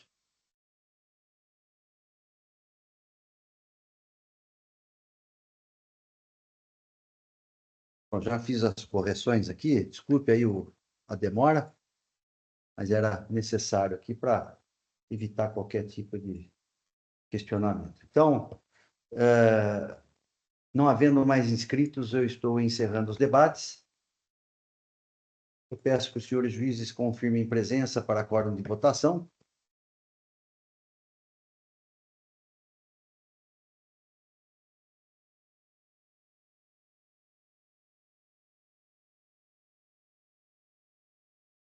Todos confirmados, processo em votação.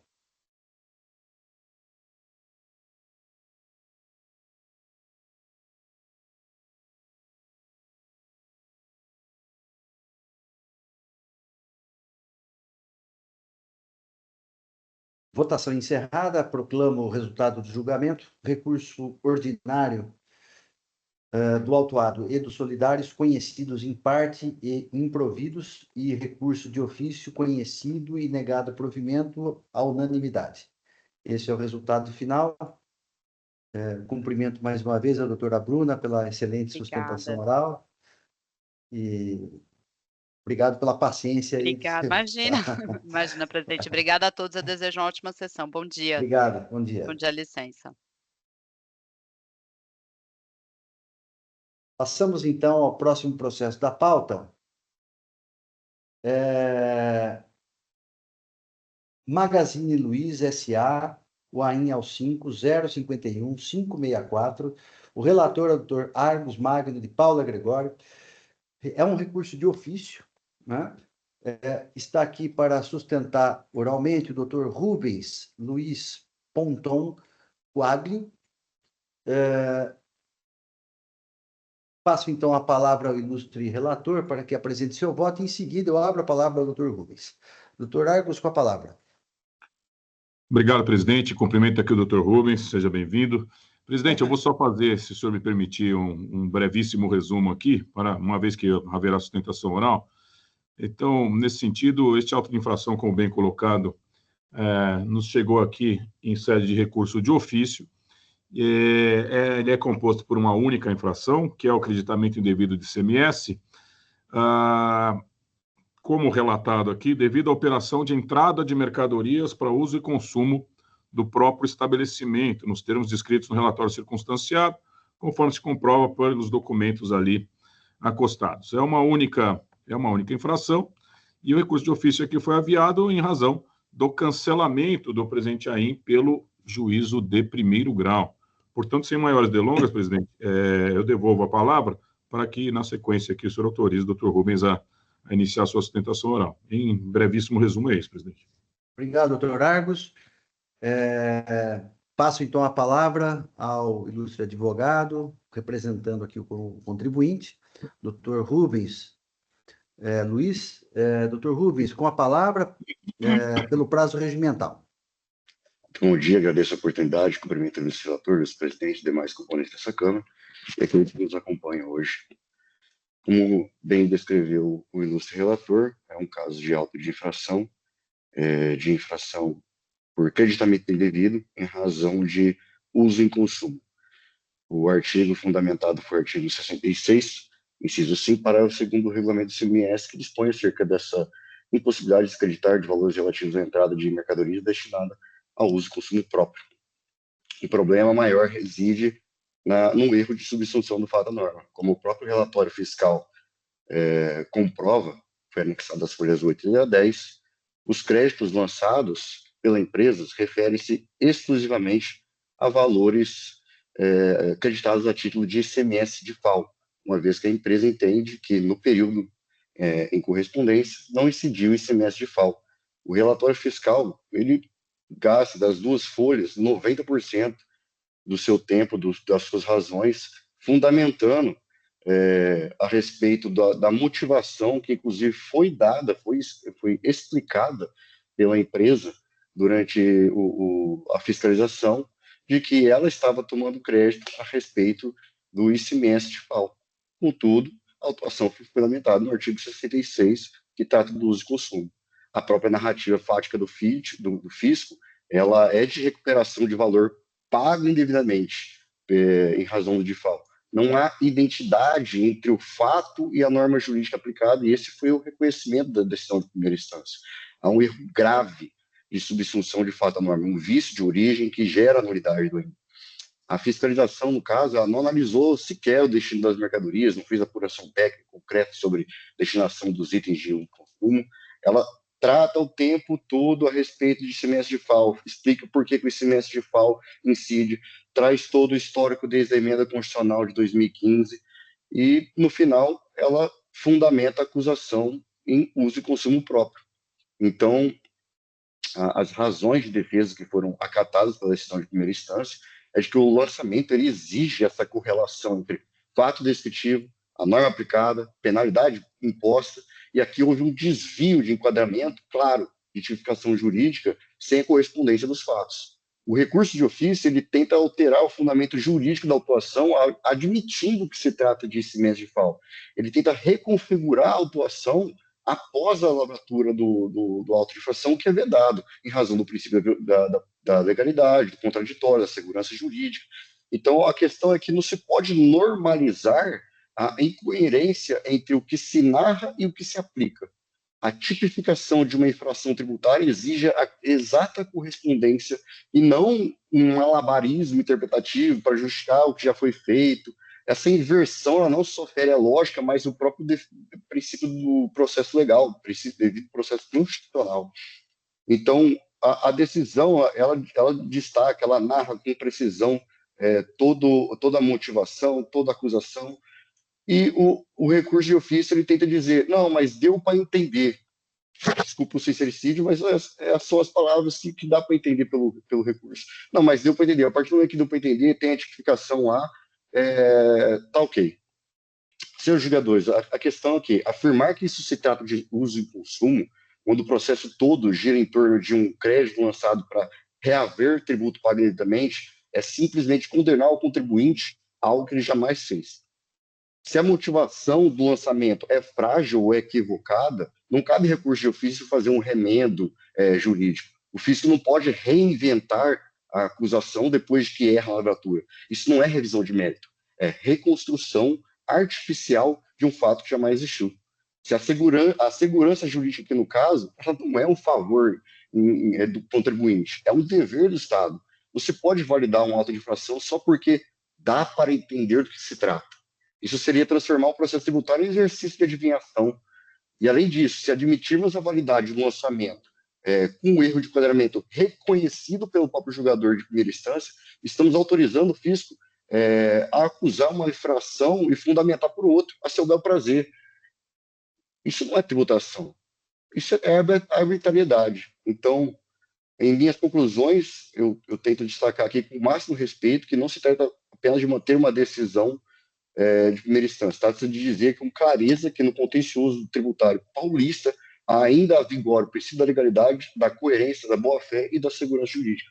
E com essas razões, nós pedimos a manutenção da decisão de primeira instância ou, subsidiariamente, a sua nulidade, embora nós entendamos incorreta essa postura, porque o mérito principal não foi analisado em nenhuma vírgula pela decisão de primeira instância. Então, não seria possível a decisão de segunda instância, embora nós tenhamos tratados pelo princípio da eventualidade todo o mérito do auto de infração, a primeira instância não se manifestou, então não haveria supressão de instância. Então, subsidiariamente, que seja nulidade, seja declarada nulidade da decisão de primeira instância, e para que ela se manifeste a respeito desse mérito principal. Agradeço e desejo um bom dia a todos. Obrigado, doutor Rubens, pela objetividade, pela clareza de sua exposição. Passo, então, a palavra ao ilustre relator para proferir o seu voto. Doutor Arcos. Muito bem, presidente. Muito obrigado. Doutor Rubens, parabenizo aqui pela sustentação oral, pela sua objetividade. Presidente, eu vou ler, evidentemente, suprimindo aí alguns pontos, e, na sequência, eu faço só alguns comentários. Vamos lá. Ab início, destaca os termos encontrados nas folhas 113 seguintes das razões de recurso de ofício aviadas pela representação fiscal. Cito aqui aquilo que encontra as folhas 113. Rememora os termos da infração em discussão. Cito também a infração. Em sua argumentação, constata que a representação fiscal entende pela incorreção do quanto decidido pelo julgador de piso, consoante se depende da leitura de seus argumentos riscados junto ao parágrafo 9 de seu recurso de ofício, cujo trecho aqui se transcreve. Citei aqui. Delimitada a matéria a ser apreciada por esta Câmara, passo ao voto. Cito aqui o entendimento do STJ, como de costume. Isto posto, voz página 115 dos autos, da leitura do recurso de ofício manejado, quanto ao direito propriamente dito, discorda da representação fiscal do quanto decidida, assim desenvolvendo a tônica de seu raciocínio junto aos itens 10 a 12, cujo teor integral aqui destaco. Cito. Arremata assim a representação fiscal. Aspas. De fato, entendemos que o recurso deve ser provido em sua totalidade, tendo em vista que a esteira do trabalho fiscal demonstrou a ocorrência da infração reclamada no relato, na medida que o fato é que houve creditamento indevido nos modos da legislação aventada pelo AFR autuante. Pois bem, com todas as vênias de estilo, entendendo de maneira diversa do quanto argumentado pelo representante fazendário, tem para mim restar clara a desconexão entre a conduta praticada pela contribuinte e o quanto ela é imputada no presente AIM, consoante descrito em sua peça exordial. Obriga minha consciência a fazer coro com as palavras proferidas pelo julgador de piso, quando as folhas 107 de sua decisão concluiu por assistir a razão à defesa, aspas, uma vez que pelo exposto até aqui fica evidente que se imputou ao impugnante uma conduta infracional diversa daquela em que se fundamentou a acusação, fecho aspas. Em sequência argumentativa, assim justifica o julgador cujas razões aqui transcrevo e das quais me aproprio como se minhas razões fossem. Eu vou ler aqui com a licença dos colegas. A razão do creditamento feita pela impugnante não tem a ver com o Instituto da Não Cumulatividade, e 5, o fato de que se valeu do creditamento para recuperar valores recolhidos por ela e que considerou posteriormente como não sendo de sua responsabilidade. Pelo menos estes foram os argumentos trazidos por ela em notificações prévias e que foram acolhidos pelo agente autuante para motivar a cobrança do imposto por meio do AIM. Ainda que o recolhimento de ICMS tenha se dado em operações de uso-consumo de produtos destinados ao ativo fixo da impugnante, o crédito questionado é relativo à intenção de recuperar valores de imposto recolhidos em operações interestaduais, em que se reparte entre os estados a arrecadação de ICMS pelas vendas de mercadorias, repartição realizada pelo Instituto Diferencial de Alíquotas, de FAO.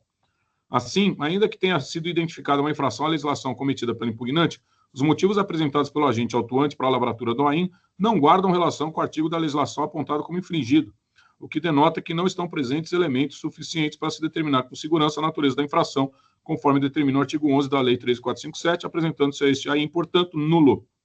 Fecho aspas.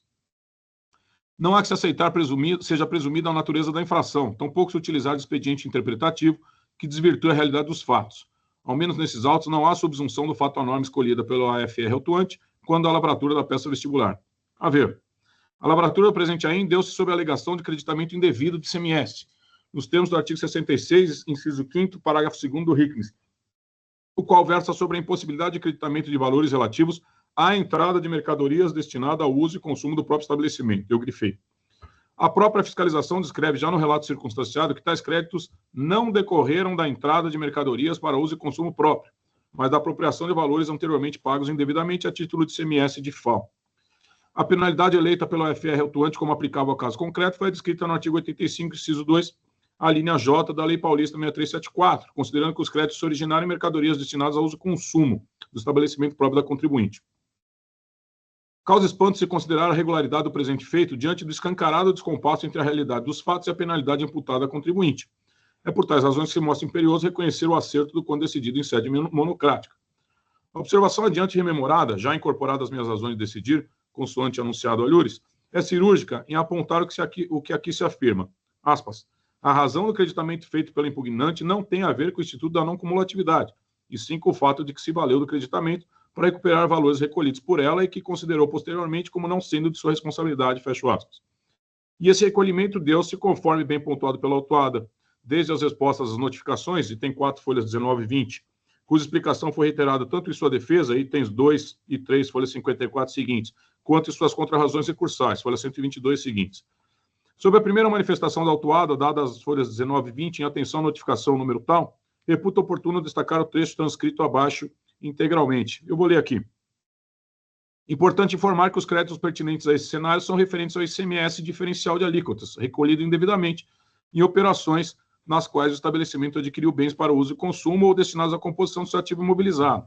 O recolhimento foi efetuado indevidamente, pois a incidência do diferencial de alíquota sobre as referenciadas operações somente foi regulamentada com o advento da Lei Complementar 190 de 22, publicada em 5 de janeiro de 22, visto que esta, por meio de seus artigos tais, promoveu mudanças no texto da Lei Candir, fazendo com que somente nesse momento a hipótese de incidência tributária em questão fosse disciplinada.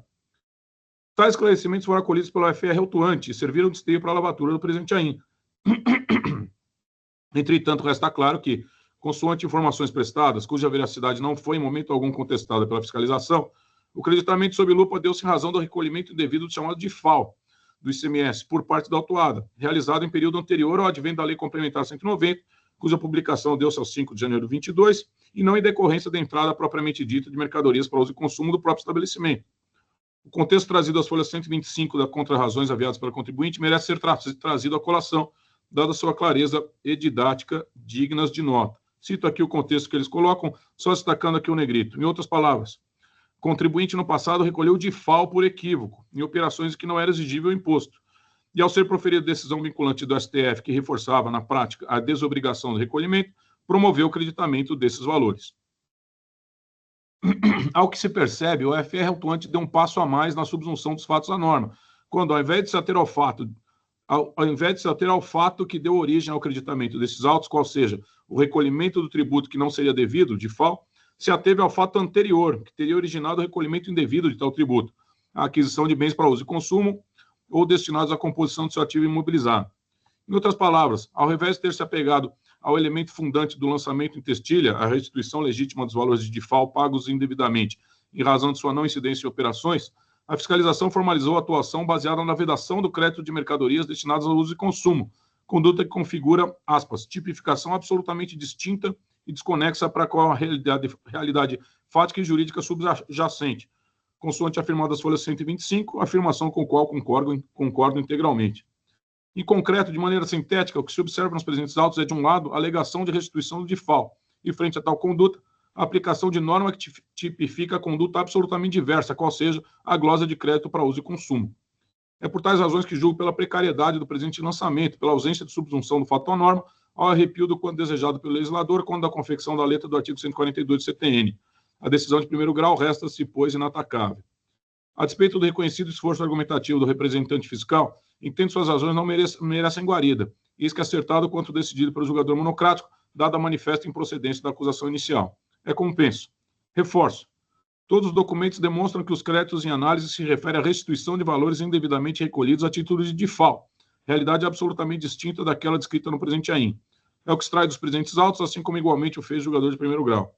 Nesse sentido, dispensar as maiores elucubrações, é de mistério que se tenha por inatacável quanto decidido pelo julgador de piso. É como decido. Frente à realidade fática encontrada nos autos, julgo correto quanto decidido em sede monocrática, sendo mantida a improcedência do presente AIM nos exatos termos da decisão de folha 103. Diante do exposto de tudo quanto os autos se verifica, conheço do recurso de ofício para negar-lhe provimento. Então, presidente, esse é meu voto. Eu confesso que eu tive muita reflexão nesse processo, porque se evidenciou uma situação atípica. No começo, lendo e relendo, eu disse, não, mas o agente fiscal tem razão. Mas, entendendo exatamente o que aconteceu, eu vou fazer uma analogia aqui que talvez deixe mais clara realmente a situação que nós temos aqui. Essa analogia ela passa a ser válida porque estamos tratando de direito público. Se fosse direito privado, talvez ela não funcionasse. Mas, assim como no direito tributário, no direito penal, eu posso pegar, por exemplo, como se fosse uma autuação, um processo, uma acusação, enfim, de lavagem de dinheiro. E você consegue configurar a lavagem de dinheiro. E aí você, no momento em que configura a lavagem de dinheiro, você profere uma sentença dizendo o seguinte, muito bem, reconhecida a lavagem de dinheiro, condeno o contribuinte, no caso não contribuinte, mas enfim, o réu, condeno o réu ao crime de tráfico de droga, que foi o que originou a lavagem de dinheiro. Então, entenda, você abre um processo de lavagem de dinheiro e dá uma condenação sobre o crime antecedente à lavagem de dinheiro, a conduta que, em tese, teria deflagrado a lavagem de dinheiro, que a própria legislação penal vai chamar ali de crime antecedente e tal. É exatamente o que aconteceu aqui. O contribuinte foi lá e fez um acerto de créditos, uma compensação, chame como quiser, relacionada a DIFAL.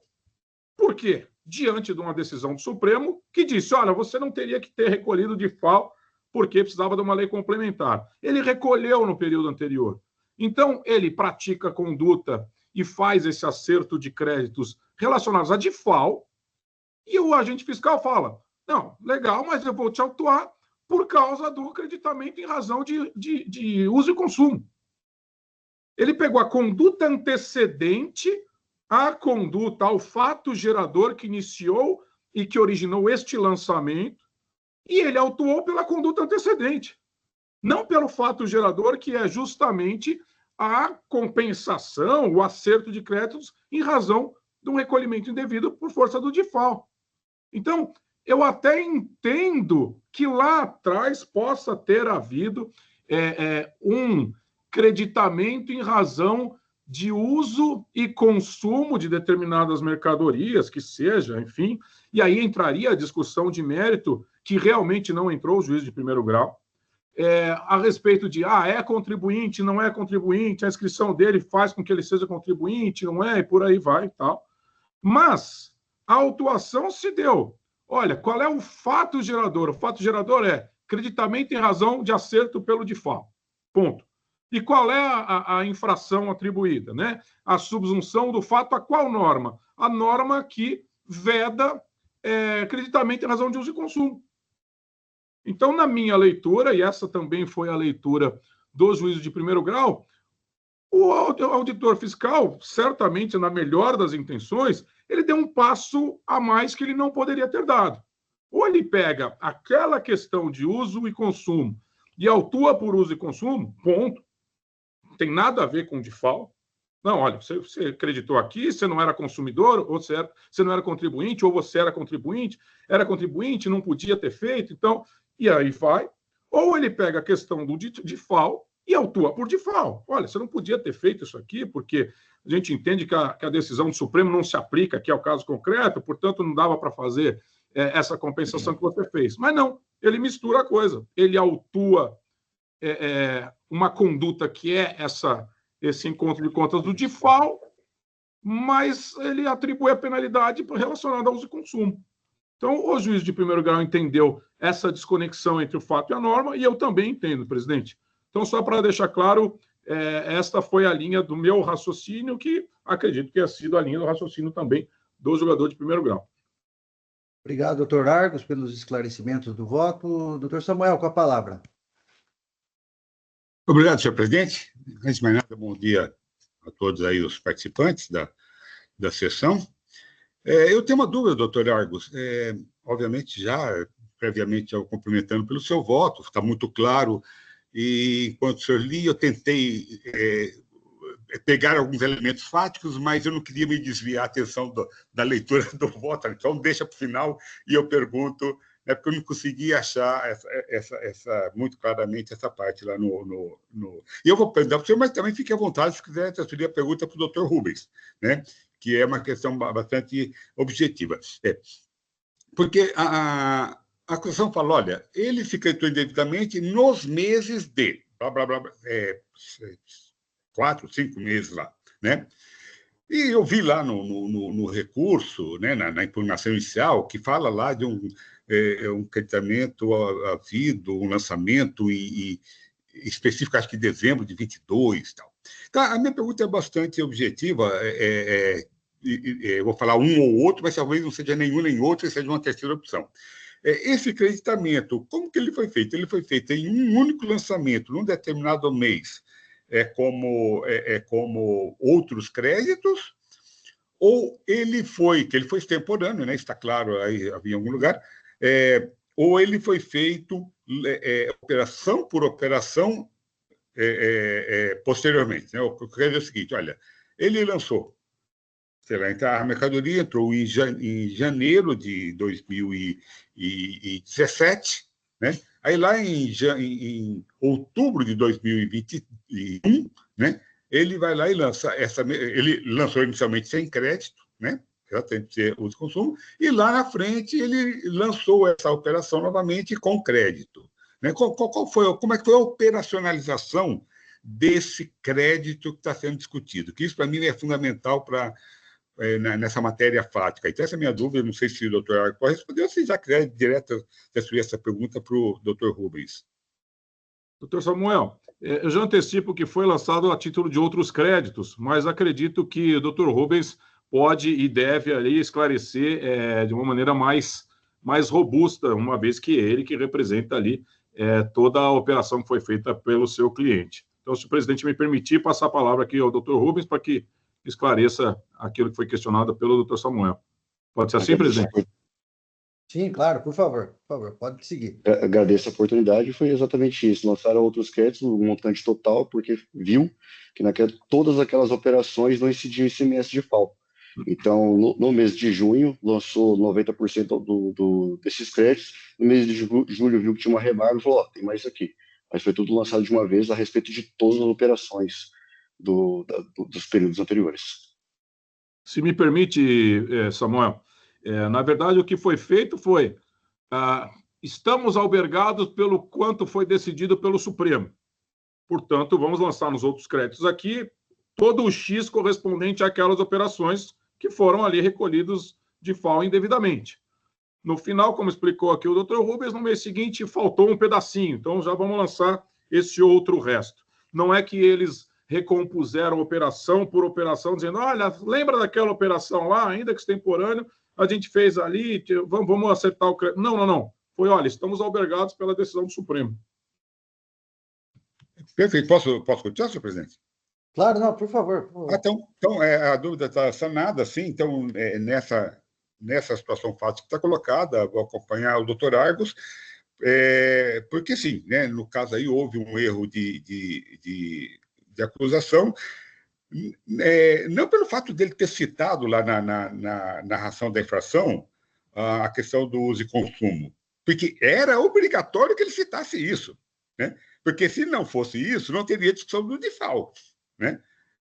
Porque eu comecei a ler lá a impugnação, o contribuinte já falando, questionando a posição dele de contribuinte, se assim fosse, o AIN teria que ser mantido, porque se ele não é contribuinte, então ele não tem direito a crédito nenhum. Ele que faça, se ele não é contribuinte, ele faça o processo de repetição de débito lá, que é um processo específico.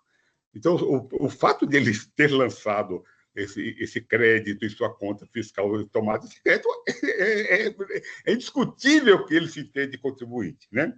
Mas nem entramos nem se entra nessa, até aí, entrando nessa área, teria a questão do tema do STF, se é válido, se não, tal, né? Então, nessa configuração, sim, porque o fiscal tratou a questão como se fosse crédito indevido né? Ele trouxe a matéria para não compatibilidade, né? Até pela própria situação. É claro que o fato dele ter capitulado no 66, 5/4, acho que é essa, 5 segundos, né, do Hickman,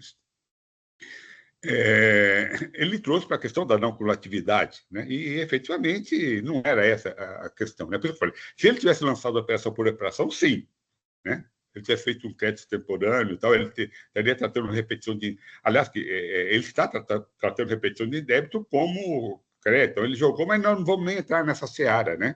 Ou seja, se ultrapassássemos essa questão que o doutor Argos coloca do erro de acusação, aí teríamos um monte de questões a discutir, né?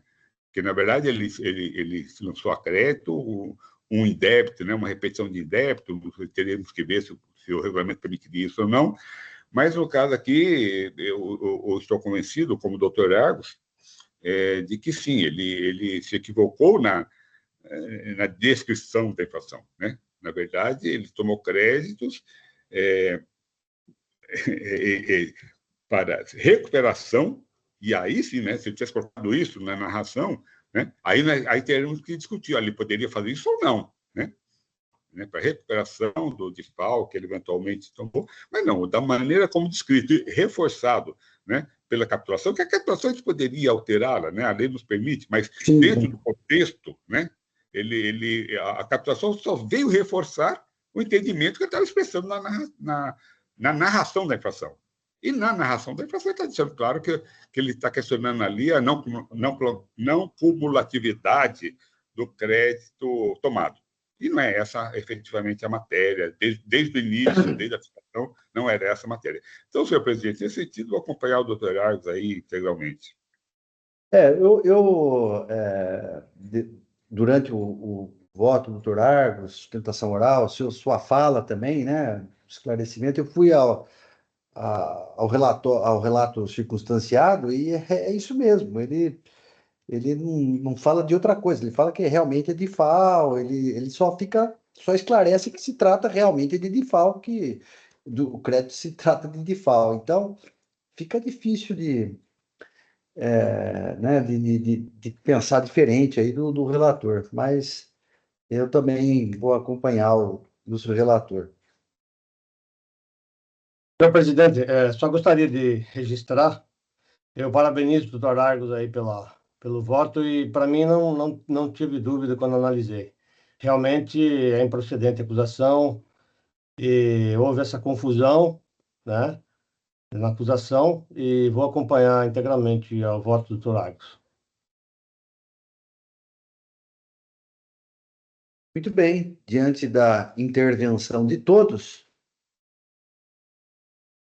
vou encerrar os debates. Eu peço que os senhores juízes confirmem presença para quórum de votação.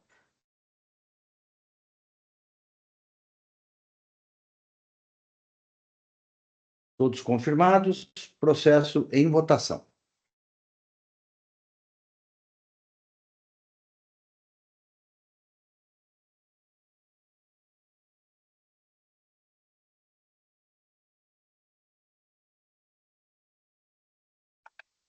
Votação encerrada. Proclamo o resultado do julgamento, o recurso ordinário conhecido, negado provimento, nos termos do voto relator, à unanimidade. Recurso de ofício, presidente. Desculpe, recurso de ofício. Desculpe, de ofício. É que é força do hábito aqui. Então, conhecido, recurso de ofício conhecido e negado provimento à unanimidade. Esse é o resultado, doutor Rubens. Agradeço, desejo um bom dia a todos. Obrigado. Julgamento encerrado. Passamos, então, ao próximo processo da pauta. Login Logística Intermodal SA, o relator, doutor Samuel de Oliveira Magro, AIN ao 5035272. Passo, então, a palavra ao ilustre relator para proferir o seu voto, tendo em vista que não há inscrição para sustentação oral nesse processo. Doutor Samuel, com a palavra. Obrigado, senhor presidente. Eu vou tomar a liberdade de pedir licença para a leitura do voto. Como o doutor Silvestre não teve também acesso ao voto anteriormente, né, eu poderia também resumi-lo, mas acaba que vou ter que ficar tanta coisa a resumi-lo que talvez no voto fique até mais rápido a dinâmica aí, né? Mas a acusação aqui, senhor presidente, é apenas uma, né, que é decreto indevido do CMS de janeiro de 19 a dezembro de 2020, mediante lançamento no livro Registro de Apuração, né, no RAICS, o valor total dos créditos por entradas, aquisições com crédito de imposto, sendo contribuinte optante pelo outorgado. Né?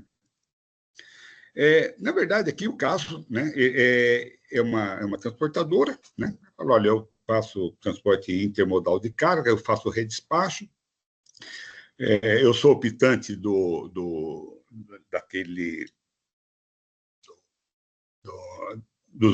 crédito outorgado, né, de 20% sobre o imposto devido à minha operação, e também tenho direito ao crédito de redespacho. Né? Essa, basicamente, é a argumentação dele, e eu vou entrar nessa discussão aqui no meu voto. Vamos lá. A infração discutida refere-se à apropriação indevida de créditos de ICMS relacionados a operações de redespacho de cargas, ainda que só mudar aqui prestações, né? Ou seja, de redespacho. Então, relacionados a prestações de redespacho de cargas, ainda que a contribuinte seja optante do crédito outorgado, nos termos do artigo 11 do anexo 3 do RICNIS, cuja escolha implica a vedação ao aproveitamento de quaisquer outros créditos, conforme determina o parágrafo 1º desse artigo.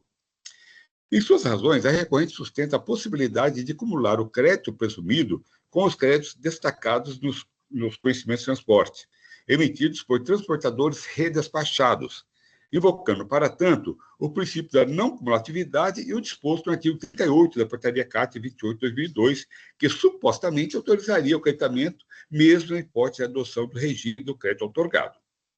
Equivoca-se ela nesse entendimento, pois a legislação é inequívoca ao vedar o aproveitamento de quaisquer outros créditos, quando o contribuinte opta pelo crédito outorgado, sendo essa uma condição expressa e essencial para a fruição do benefício fiscal. É certo que até 31 de dezembro de 2003, o aproveitamento do crédito relativo ao trecho de redespacho era excepcionalmente permitido pelo artigo 38 da Portaria CAT 28 de 2002. Mas esse foi tacitamente revogado com o início de vigência dos artigos 163A até D do RICNIS, como explicitamente apontado no item 12 da Decisão Normativa CAT 11 de 2009.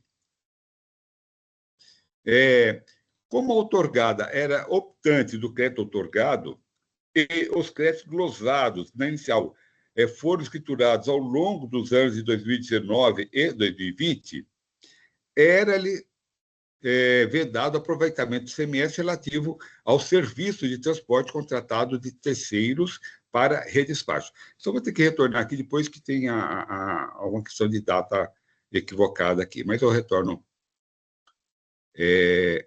Não, está correto, 2003, tá. Não, está correto.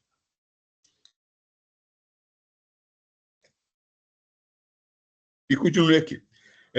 Equivoca-se a recorrente ao negar esta revogação tácita, e esse equívoco fica evidente quando utilizamos o mesmo critério por ela utilizado para demonstrar desnecessariamente a compatibilidade entre o artigo 11 do anexo 3 do RICMS e o artigo 38 da portaria CAT 28 de 2002. Essa demonstração é desnecessária, pois não há nesses autos nenhuma discussão sobre a eficácia desse último ao tempo em que era vigente. A antinomia a ser dirimida é entre esse e os artigos 163A a D do RICMS, que o revogaram. Esses artigos do decreto 45.490 de 2000, né, que é o RICMS, além de hierarquicamente superiores à portaria, foram editados posteriormente e, tratando da mesma matéria, a regularam inteiramente. Dessa forma, consoante o artigo 2º, parágrafo 1º da Lei de Introdução às Normas do Direito Brasileiro, todo o capítulo 4 da portaria CAT 28, né, que são os artigos 36 a 38, foi tacitamente revogado pela subseção 5A da seção 3 do capítulo 1 do título 4 do RICMS, que são os artigos 163A a D do RICMS, e que foram introduzidos ao RICMS. Igualmente equivocado é a alegação de ofensa ao princípio da não cumulatividade. Em primeiro lugar, não existe na legislação paulista a diferenciação que a autuada reiteradamente cita em seu recurso entre o crédito otorgado pelo artigo 11 do anexo 3 do RICMS e o crédito que advém diretamente da aplicação do princípio da não cumulatividade. Seu direito ao crédito de ICMS é um só e advém exclusivamente do princípio da não cumulatividade. O que a legislação lhe permite é a forma de apropriação desse crédito, operação por operação, que é a regra geral, ou pelo crédito outorgado, que é a regra opcional oferecida aos estabelecimentos prestadores de serviços de transporte, exceto aéreo. As duas formas de apropriação do crédito garantem a obediência ao princípio da não cumulatividade, pois evitam a tributação em cascata do ICMS. Isso é facilmente verificado corrigindo os cálculos incorretos do exemplo apresentado no recurso ordinário. Isso que ela trouxe uma demonstração lá de cálculo, ela criou uma operação, né, uma prestação hipotética de serviço de transporte, que ela faz as contas, né, e aqui eu refaço as contas dela como a legislação manda, né, que é o seguinte. Então, eu retomo aqui o exemplo dela. Na situação hipotética apresentada, a transportadora foi contratada por R$ 10.050 para o transporte multimodal com redespacho de cargas, incidindo nessa operação o ICMS de R$ 2.009. Essa transportadora contratou um terceiro para realizar o redespacho por R$ 1.965, incidindo nessa operação o ICMS de R$ 393. Essa é exatamente a situação que ela coloca, são os valores que ela coloca de ICMS, né? Então nem preciso entrar aqui na questão de alíquota, nada disso, só me interessa aqui no princípio da não cumulatividade, né? Que ela quer fazer crer que houve, na situação do fisco, há um excesso de pesação que não é verdadeiro de maneira alguma. Pois bem, pela regra geral, a redespachante debitará, de fato, os R$ 2.009 em conta gráfica, mas se creditará de 393 destacados no conhecimento de transporte do redespacho, pagando R$ 1.600 de ICMS. Assim, o ICMS recolhido aos cofres públicos na prestação de transporte foi exatamente R$ 2.009,81, sendo R$ 1.616 pagos pela transportadora originalmente contratada e R$ 393 pela rede despachada.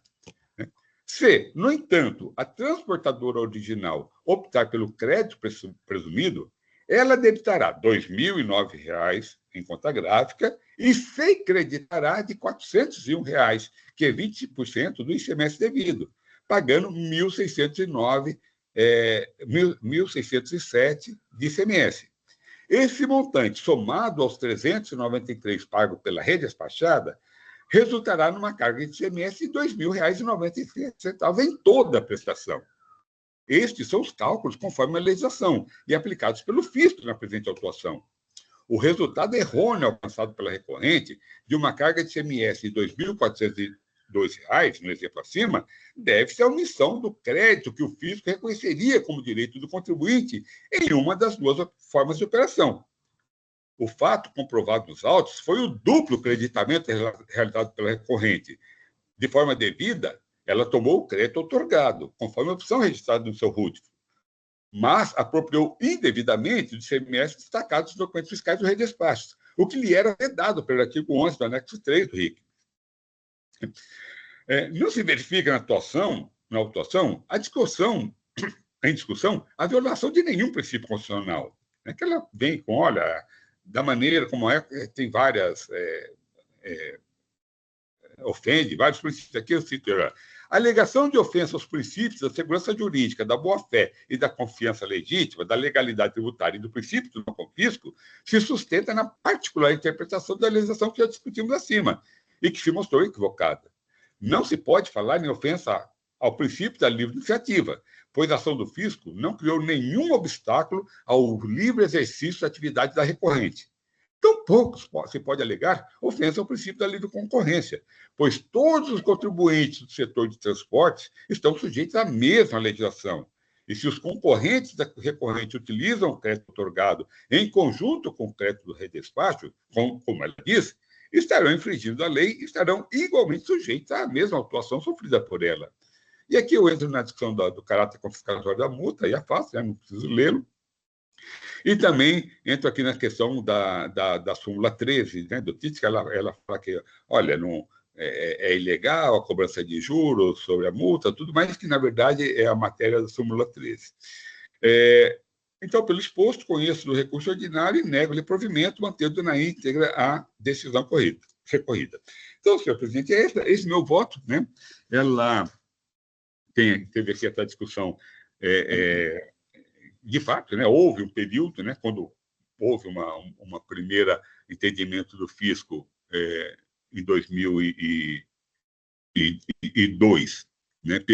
Quando editou a portaria, permitiu, de fato, que, no caso específico do redespacho, né, ele tomasse crédito, apesar...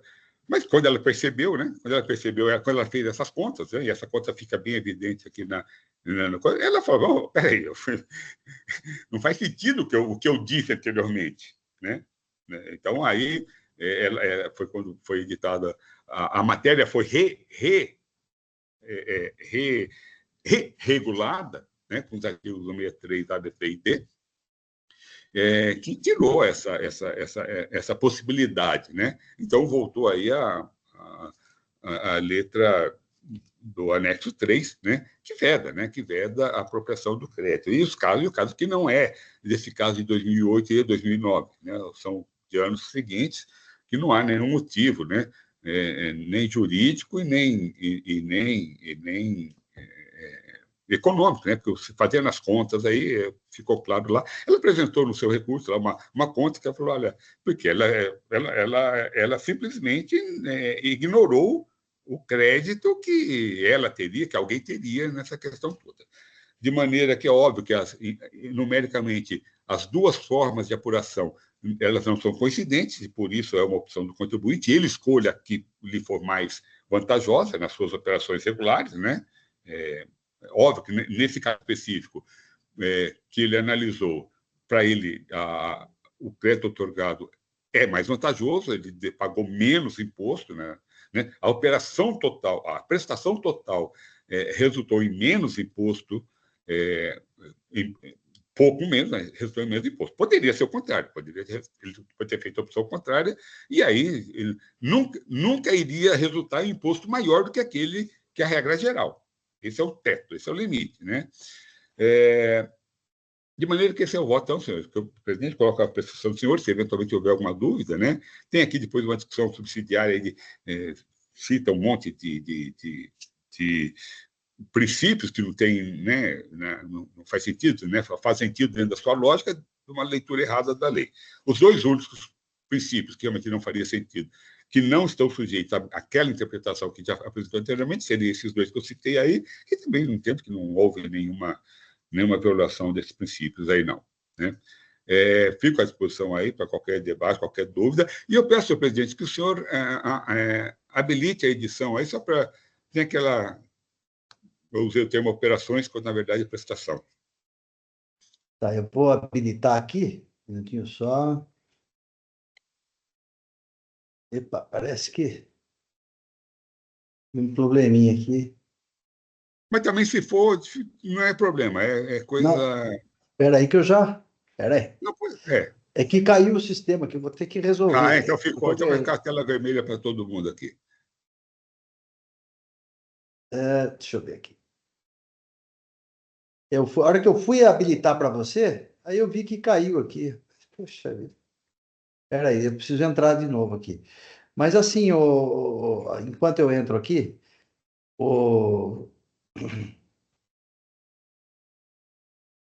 minha tela aqui, deixa eu ver.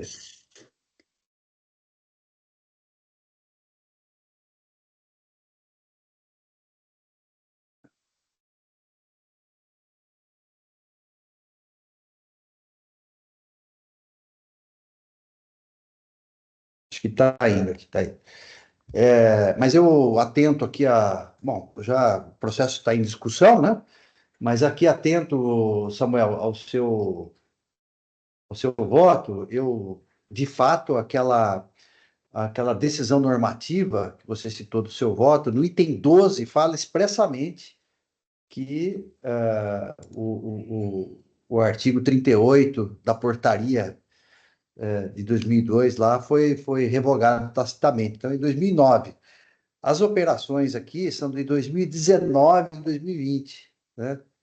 Então, o período da apuração. Então, acho que não haveria dúvida do contribuinte. E você bem demonstrou que, mesmo independentemente de qualquer coisa, financeiramente ele está tendo vantagem, né? Então, né, então não vejo aí, eu vou acompanhar, com certeza, né? Mas o processo está em discussão aqui. Eu atravessei aqui, geral, o correto é o presidente falar por último, né? Mas...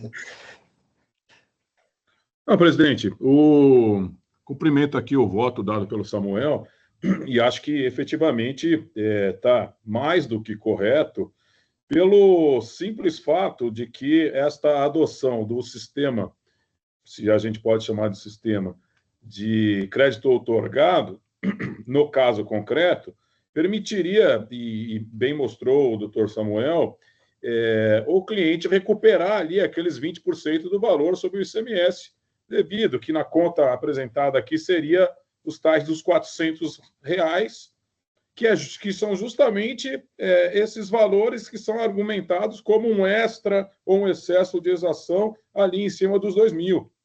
Quer dizer, não fosse a sistemática do crédito outorgado, poderia até fazer sentido o argumento do contribuinte, mas não é. O doutor Samuel colocou aqui muito claro, razão pela qual eu vou acompanhá-lo integralmente, vou cumprimentá-lo, mas realmente o caso talvez tivesse um deslinde diferente caso a sistemática fosse outra, mas se nós ficássemos aqui no talvez, também, se tivesse prevalecendo a regra de 2002, também seria um outro deslinde. Portanto, no caso concreto, eu entendo como mais do que correta a solução dada aqui pelo relator, razão pela qual cumprimento mais uma vez e vou acompanhá-lo integralmente. Muito bem colocado. Não há dúvida naquilo que foi colocado. Bom, parabenizo também o doutor Samuel, eu também não tenho dúvida. Quando analisei o processo e depois lendo o voto aí, só confirmo. Parabenizo e vou acompanhá-lo integralmente, doutor Samuel. Obrigado. Senhor presidente, eu já corrigi lá, então já... Já corrigiu? Posso, então, encerrar os debates? Sim, sim. Muito bem, debates encerrados. Peço que os senhores juízes confirmem presença para quórum de votação.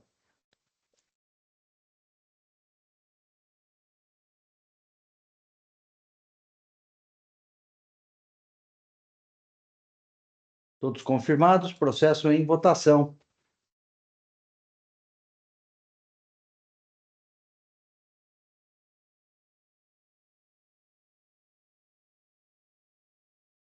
Votação encerrada. Proclamo o resultado do julgamento. Recurso ordinário, conhecido integralmente, não provido à unanimidade, nos termos do voto do ilustre relator.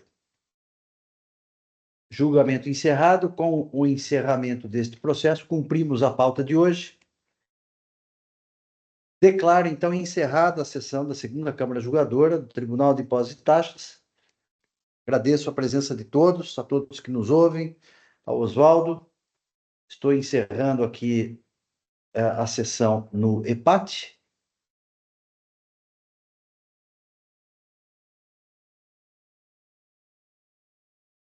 Eu estou com... Ainda bem que eu consegui encerrar a tempo aqui, porque Tá meu caindo aí? computador deu uma...